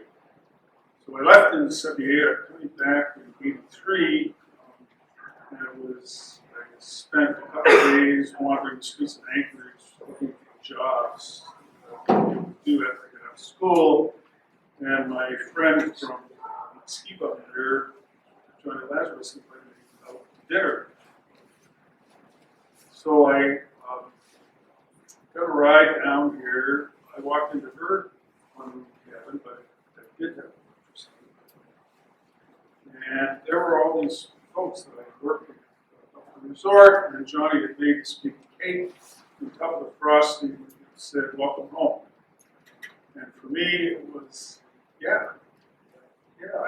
am home. So when I was able to get a job, there was no question not only that I would be moving to Alaska to work, but that I would be moving to live at home in Girdwood. And that takes me to about May of 1984. Showed up again in Girdwood, this time to live for quite a while. But to turn to the photo, so Johnny is the third person in from the left. With Laz, next to her is Jeannie Palmer. Jeannie Palmer I worked with at the resort. Moved to Anchorage on my 18th back. Librarian there when two libraries before this movie. Go out the back door here and turn left, you'll find that there's a bench that's dedicated to Jeannie's honor. And Sarah Katie Crawford. And certainly everyone's mentioned this, but we'll pile on so to speak. It's not just the place, the beautiful surroundings, the opportunity to recreate in the outdoors that make Girdwood special, but it's been the people that you've grown up with, you've come to know, or that you still meet on a day-to-day basis. There's something about folks that have enough of the spirit to move thousands of miles away to live in this particular valley. It makes it relatively easy to keep friends over the years.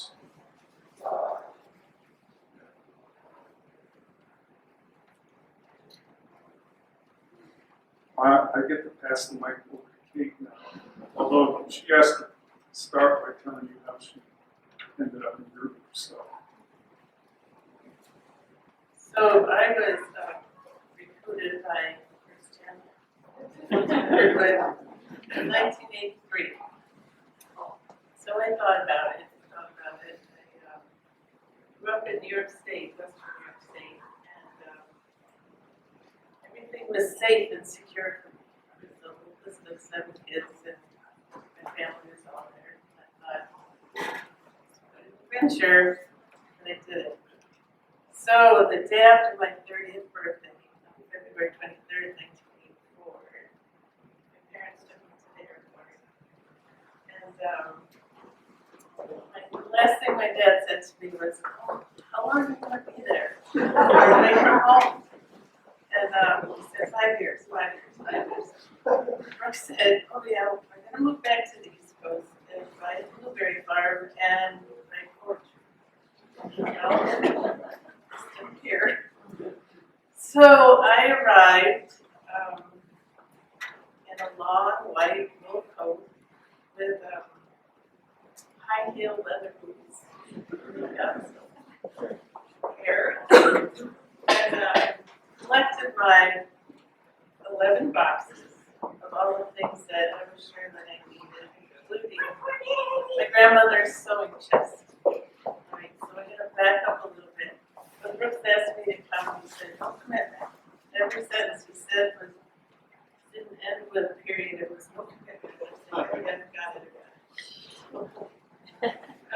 I stood at the curb with my boxes and my Brooks, and I thought, oh, no commitment. What have I done? I have no idea how long I waited, and it was way before cell phones, even before brick phones. And along comes this little pickup truck, a little Chevy Load. And there was Brooks smiling.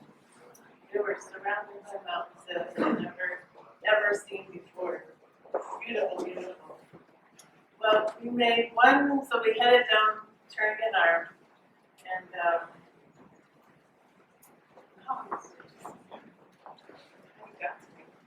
mountains and snow. We made one stop along the way. We stopped at Bird Creek, at the Birdhouse Bar.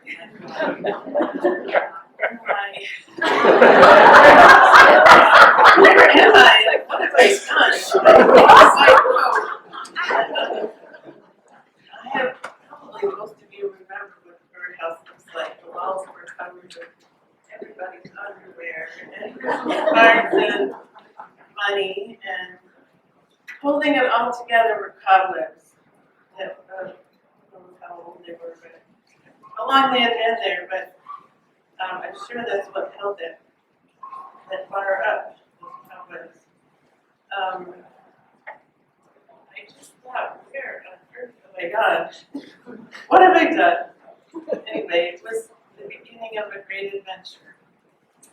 So I arrived and I put my leather boots away, and I bought 4 pairs of boots within the first couple of weeks, including a pair of warm winter boots that made sense, that were flat. All kinds of ski boots, breakup boots, and I thought, well, that'll get me through till spring, which it did, and then you still have those boots in case they need them. So the first person I met was Johnny Lazarus, and we're still good friends. You're thick and thin. So we met at the bake shop and had lunch, and I thought, oh, this is a good place. She introduced me to community school, and for me, back then and even now, I think community school is the heart of the community. A lot of people think about the resort, but it's full of dedicated people willing to share their time and their talents. It's a real community. It's a special organization. The people, I've heard so much about people, special people here, and I believe that's what's kept us here. Everyone's fiercely independent, but when you need them, they're here. They're your friends forever. They're family. They become your family. We've had Easter egg hunts in Turnagain Pass, progressive dinners on skis, Christmas Eve parties, birthdays, raised our children together. I think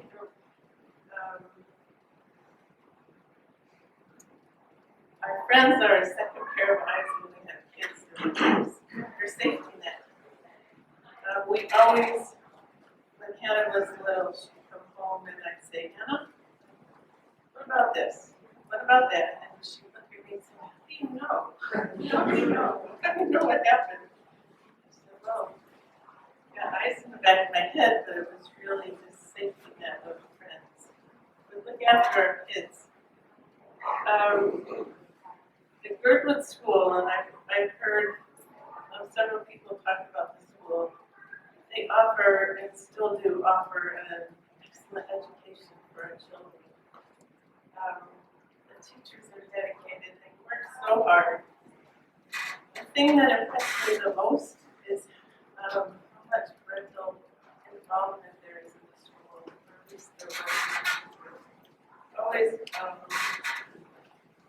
Always full of parents.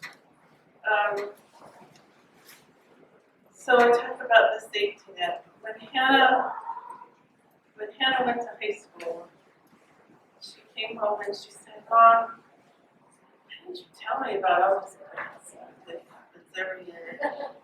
And she said, "Well, it was so protected in Girdwood." And I said, "Yeah, you were." And I said, "You didn't know about any of that until you got older."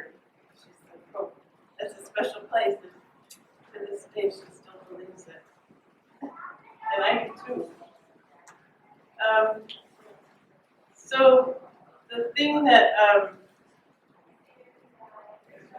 Chris and I will talk about this later, but Chris and I moved to Girdwood when our kids were in high school, and we moved to English. Sorry. And I realized the people there, they pull up to their houses, they push the button, and they go into their garages. We've never seen it like that. And out here in Girdwood, people look up from their yards. Nobody has a garage. That's why they're outside, shoveling or working in the yard. And it makes it so special that the people say hello. So I'm going to back up and then I'm going to turn up my back over to Brooks and find another picture. On February 23rd, 1989, my dad called. So this is 5 years after it's here. And he said, "So, it's 5 years, what are you going to do? Are you coming home?" And I said, "Dad, I am pleased. Very special. I'm glad for you." So, we remember this picture. We'll come back to it. Oh. So one of the things Girdwood means, playing in the snow. And here's our daughter. I mean, a lot of people had ski pictures, but I said, this is real. This is what playing in the snow is like.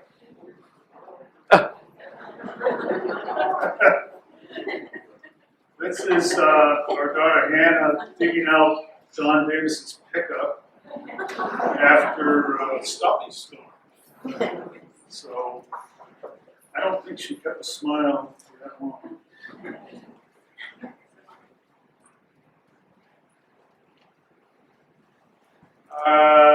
This one, I put this photo in here because there is one aspect of living in Girdwood that I think is special, that is not unique to Girdwood, and that is that it's part of the United States.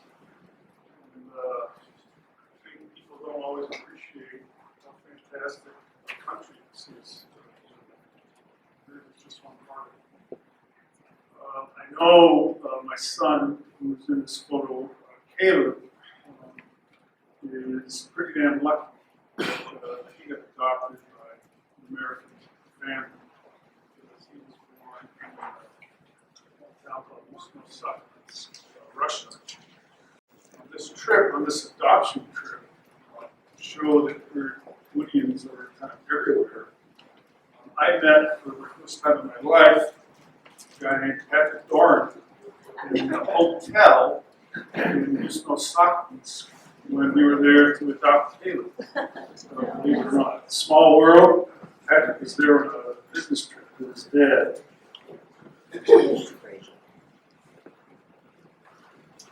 This slide's in here for a bit of Girdwood history. Kate and I were both commuters, but we get involved in the community. A lot of the organizations around here. I did a little bit of time on the Girdwood Board of Supervisors, and this happens to be the very moment when Girdwood became a sister city for the town of Japan called Myokokogen.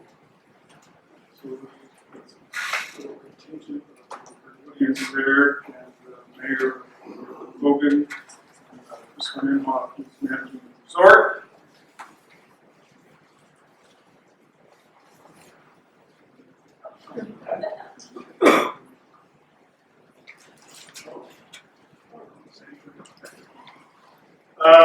And it's not just the friendships that Kate and I have made over here that I think are pretty special. It's the friendships that the children make.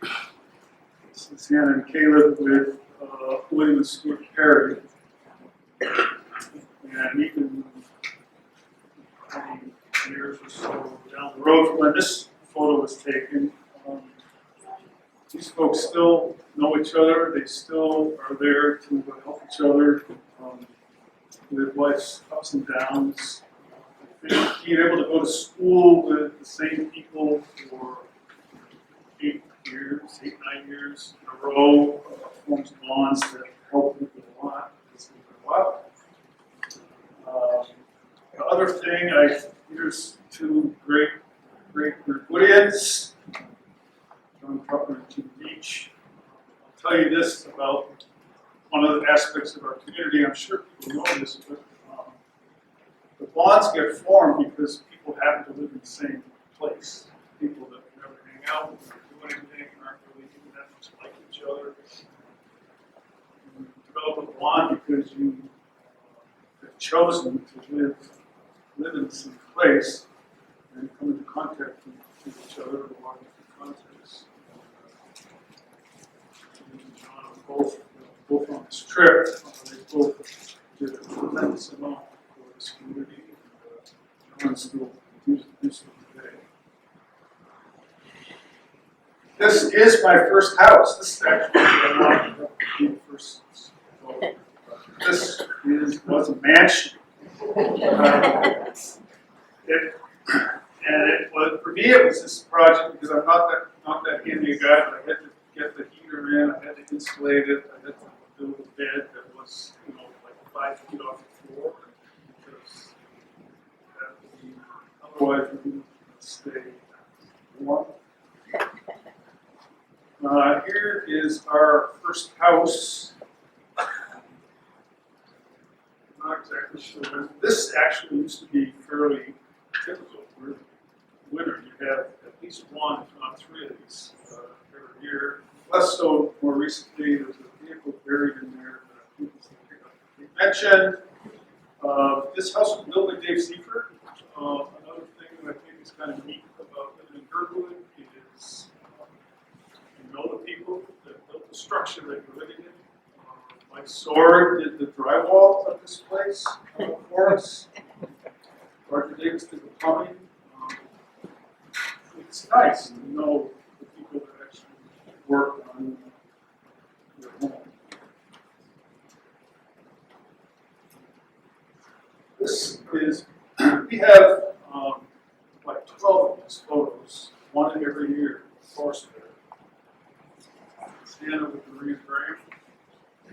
These friends, they were born about 4 months apart, and they're still friends today.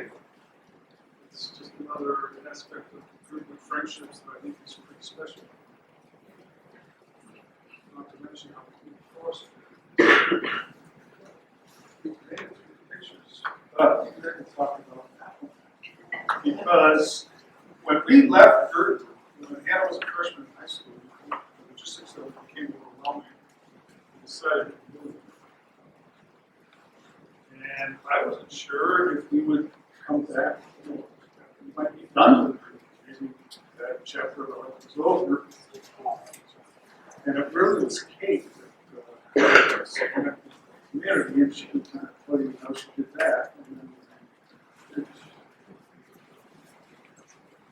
So that was one question Linda asked me. How did we stay connected and what brought us back? So we were waiting for 10 years. It seemed like a short 10 years, but our hearts really never left. We were just living in another house. Friends kept us connected. Caleb and I commuted backwards so we could finish 6th grade, and we did. I continued to quote, to come down on Wednesdays and quote the little districts of the church. And those women have become such good friends. Many of them are the teachers that taught our children. There's still here and we're still quilting. So what I feel is friends were the threads that kept us connected to Girdwood. And so when our children returned, well, Caleb left for college and Anna came home from college and enrolled in UAA. We looked at each other and thought, oh, no, what are we gonna do? We hemmed and hawed and thought about it and said, and we did. Our quilting friends found us a house. So we were set once we sold our house in town. So we packed up more than 11 boxes. I arrived with 11. These boxes include my high heel list, which I still have, and my grandmother's sewing chest. How's everybody doing tonight? All right, it's really honoring, flattering to be invited to this evening and hearing so many stories. We all kind of have an overlapping one, and it's really cool to be here. Like, I kind of don't even know what else to say because everybody else has already said it first. So to that, thank you for having me here. And well, let's just go ahead and cement everything you've already all been saying. The wife and I, my wife Stephanie and I, moved here in 2015, and we had been on the road for 8 years while she was travel nursing. This second, we rolled into town. That's all she wrote, like that's all. One of the first things that we saw upon entering town as we drove up Alyeska Highway on our way to Taos over there by China was this picture. And it was March, and it was the thaw, and it didn't look like this. This was actually probably like around June, mid-June. And every single day as I drive from the birdhouse to the brewery, I look left and look at this, and every single day, it is a new, beautiful bag. It's never the same, but it's never different. And just looking over my shoulder, it never gets old. And I think that piece of Girdwood is one that warms my heart every single day, no matter how I'm feeling, or what it looks like outside. And then there's the wildlife. Fun fact, these two guys have made me late for work at least 3 times. But it's really great to have photographic evidence when you're calling your boss and saying, hey, I'm gonna be late. When we were living on Taos, that little yogi on the left there, my wife told me, she was like, Tim, you gotta keep it under a minute, because God knows I like to talk. But that little buddy, so we came back from a trip from Wrangell St. Elias out in McCarthy, and I had the truck hatch popped open, offloading all the camping gear. She was up inside the condo showering, and it was the first bear I'd ever seen. I was unloading the truck, and I saw this friggle frackle, and it scampered off, and I thought, oh my God, and I was like, where's my gun? I have a gun. I had set it down on the kitchen counter, so I ran back around the house, chambered up, was doing one of these, going around back to the truck, and I just saw that bear tear off into the woods, and I was like, and he didn't even take anything. I run back inside, I'm like, Steph, get the hell out of the shower, there's a bear out here, come check it out. I go back into the garage and look at the truck. There's no sign of a bear, nothing stolen. I'm like, man, that was kind of lame. I thought it would be more. And I turn around, and with the hatch open, but wedged between the driver and passenger seat is that bear trying to lick up all the crumbs and stuff off the floor of where we went on our drive back through Token and everything like that. We had snarfed and got cookie crumbs and chip crumbs and everything all over the place, cheddar popcorn and all that. And I'm like, literally just get the hell out of the truck. And this bear literally peels out like a dog that just knew it done wrong and just kind of looked back at me like, whatever, dude. Anyway, so that was our encounter with the bear, and then the wife comes around the corner and she goes, where are my Chips Ahoy?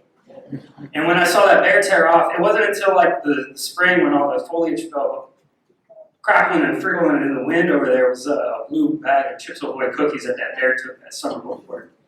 So anyway, that was my first experience, and of course on the bike path, trucking trying to get to the brewery to get to work.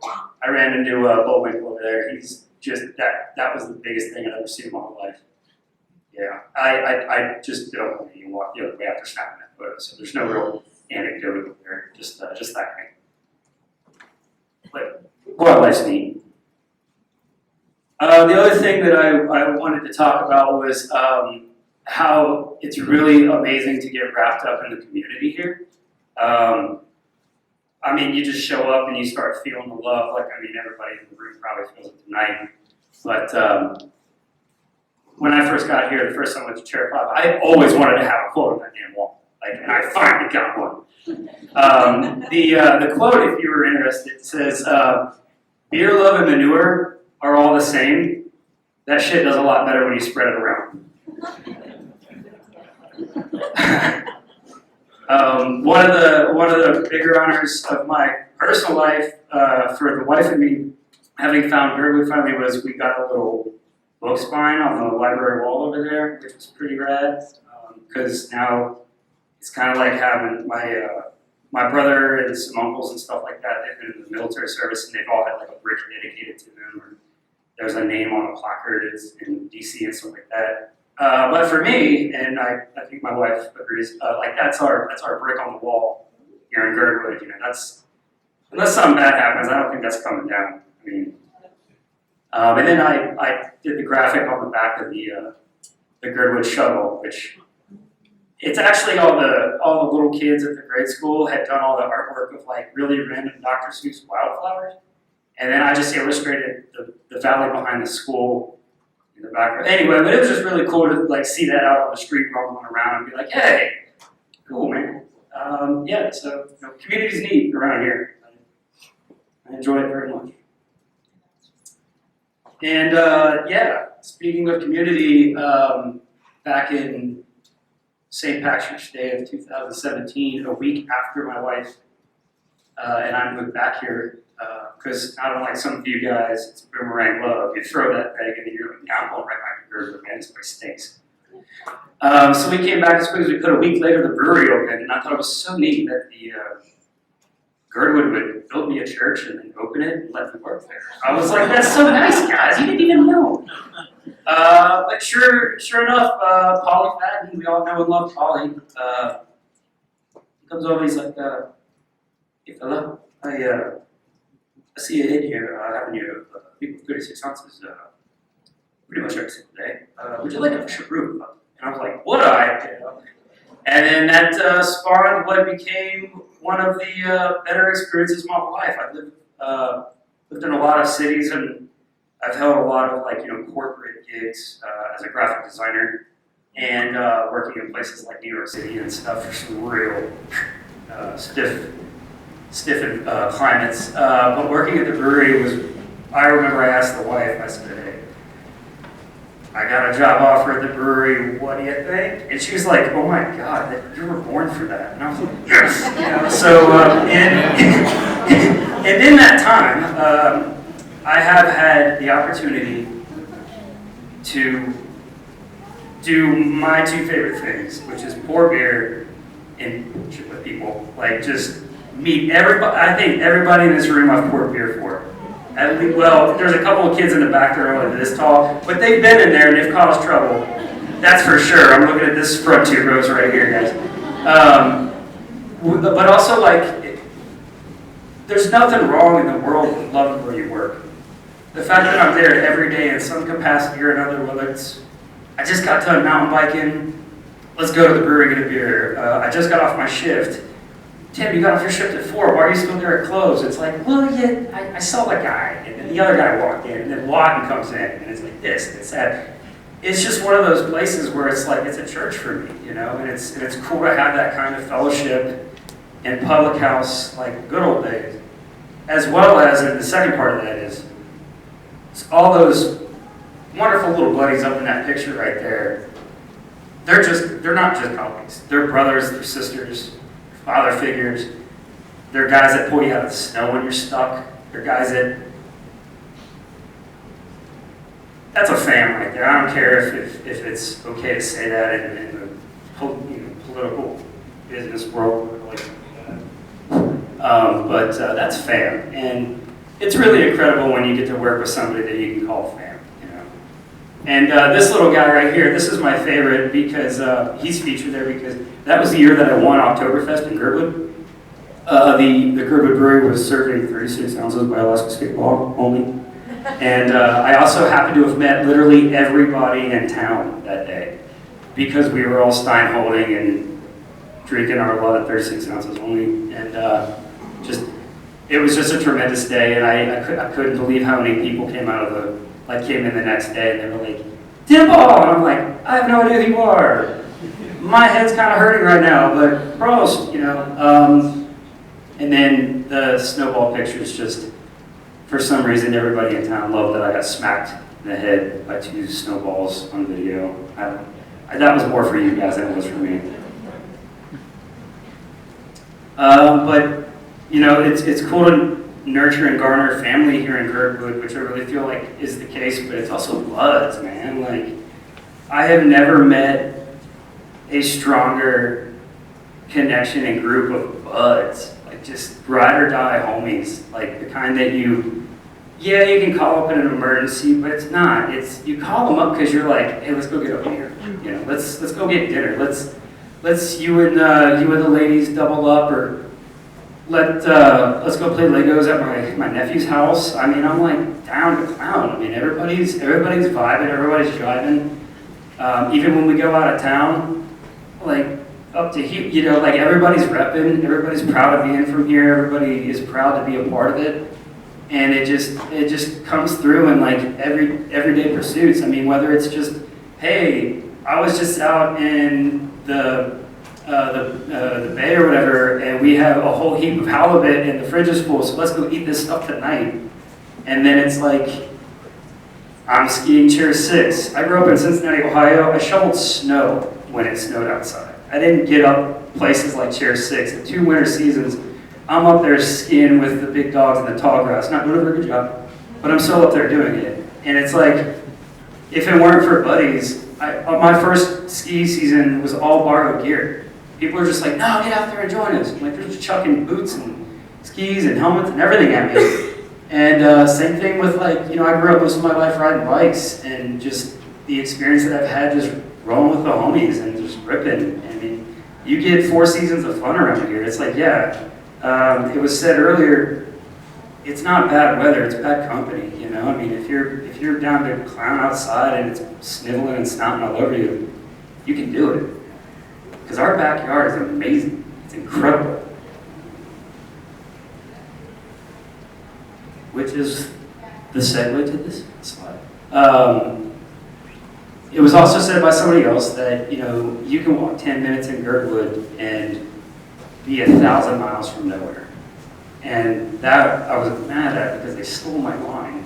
But they were not wrong. And one of the beautiful things about Girdwood is that on a good weather day, on a bad weather day, you can just take and make your own adventure, and it takes so little work, so little effort. And if you got some homies to go with you, they will join you. You will find them out there. In fact, sometimes like I'll be out there and I'm like, oh man, we got this whole place to ourselves, like that one summer in Berry Pass. And I was like, you know what, it is a little bit toasty. Maybe I might go in the old pool of water over there. And they come around the corner as Ethan, Tyler, and his wife Margaret, and there's like 10-year-old daughter, I'm like, nope, not gonna do that anymore. You know, I mean, it's just like, you're like, whoa, you know, it's like you could be in the middle of nowhere, and then you can be, like, have your own little special thing, and then also be with your buddies, and then doing something very crazy and dangerous and daft, but who cares, there's beer. And just, I mean, the endless beauty of it all. I mean, it just, we're so lucky to have found this place. It continues to offer all the dirty fun having anybody could ever imagine. Although most of those pictures are for summer, but the skiing's cool.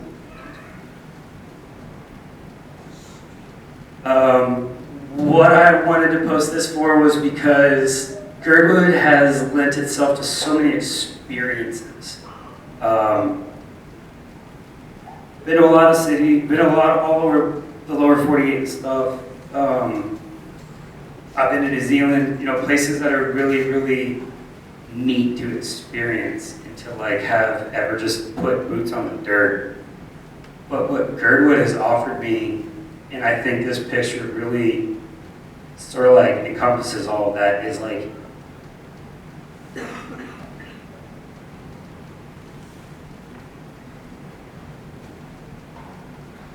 I don't think I really need to say anything.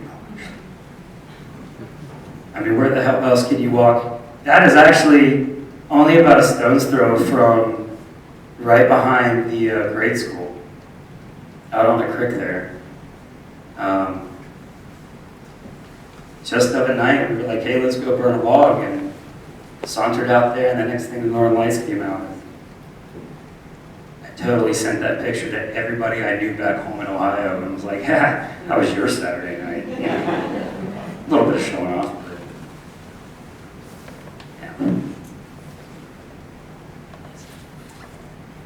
This one's kind of near and dear to me, and I'm sort of a sissy, sappy guy, so if I get a little verklempt and start blubbering, it's hard for me, so back off.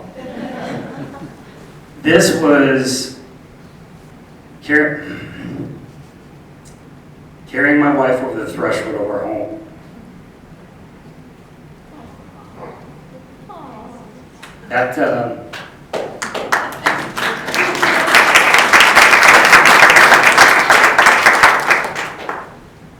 That home being here in Girdwood was the culmination of almost 10 years worth of travel and dedication and not killing each other and waking up alive the next day, which is really tremendous.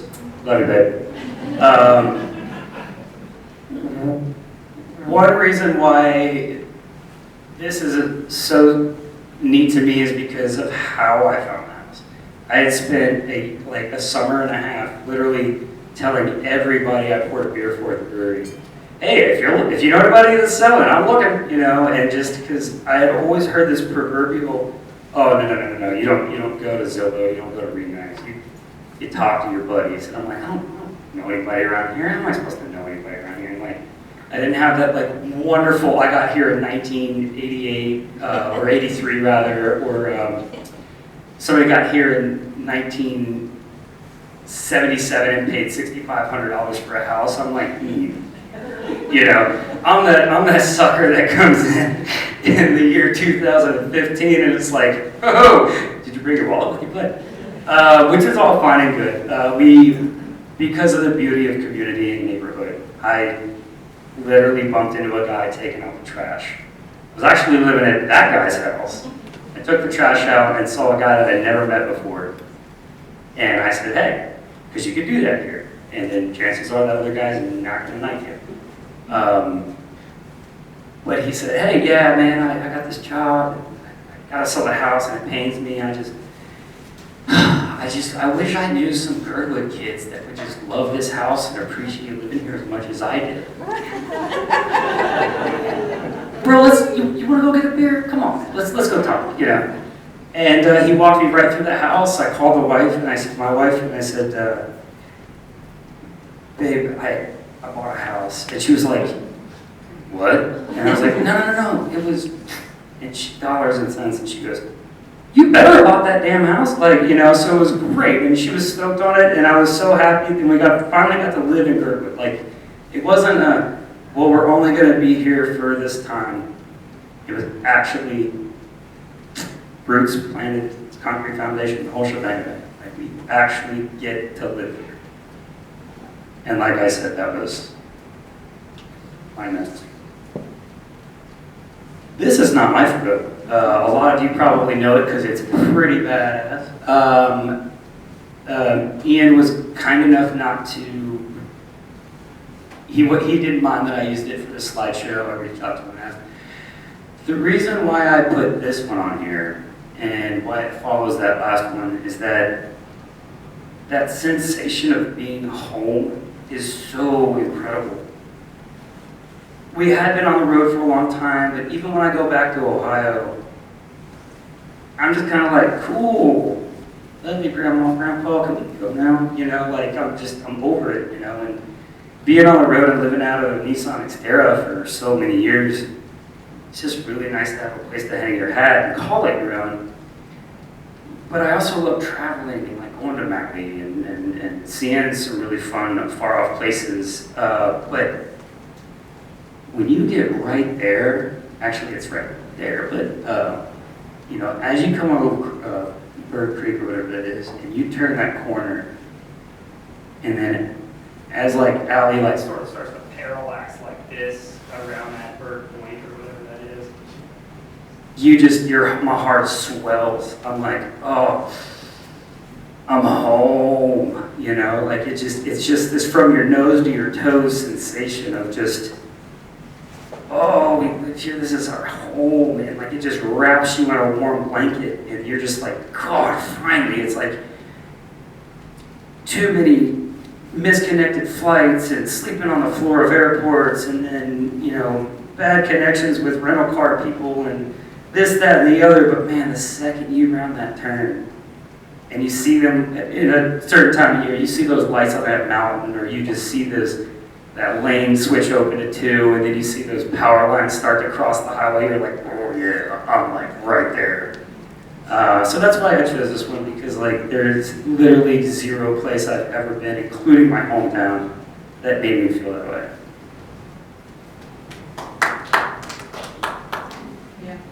And this last one is also from that night where we saw the Northern Lights. I posted this because it's I chose it because it's intentionally out of focus. You know, I kind of had a theme in my head that, okay, first of all, whoever said we could only pick 10 photos of Girdwood is really mean, because I have like thousands, and trying to like find just 10 was really, really hard work. So I decided to give myself like a hit list. It's like, what 10 things make Girdwood, you know, exceptional? And one was, you know, the views, the wildlife, the community, the bros, being able to work here and survive and finding a home. This one's just the future. It was just going to be a white slide. I thought Rando was going to like email me and be like, dude, you forgot slide number 10 or something, but it's untold. It's gonna be there. It's gonna treat you well. It's gonna treat the future kids of Girdwood really well. They're gonna grow up in a really great place. We're gonna continue to have a lot of fun and love this place with all of our hearts. The sun's gonna rise, albeit very slowly and softly in the winter. The mountain's gonna open. Those chairs are gonna spin. That creek's gonna run. I hope the bears won't decide to find my trash cans, but it's all just gonna happen. And it's all so tremendous and lovely. And I couldn't possibly be more happy to allot this place to whatever future I could go for my wife and me. Thank you.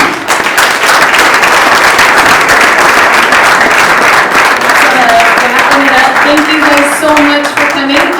Please come to the music event. It'll be February 11th at the resort in the Columbia Ballroom. It'll be Sitka Music Festival with the aerial quartet playing. Thank you so much for sharing all your wonderful photos and the reason why you love Girdwood. We appreciate your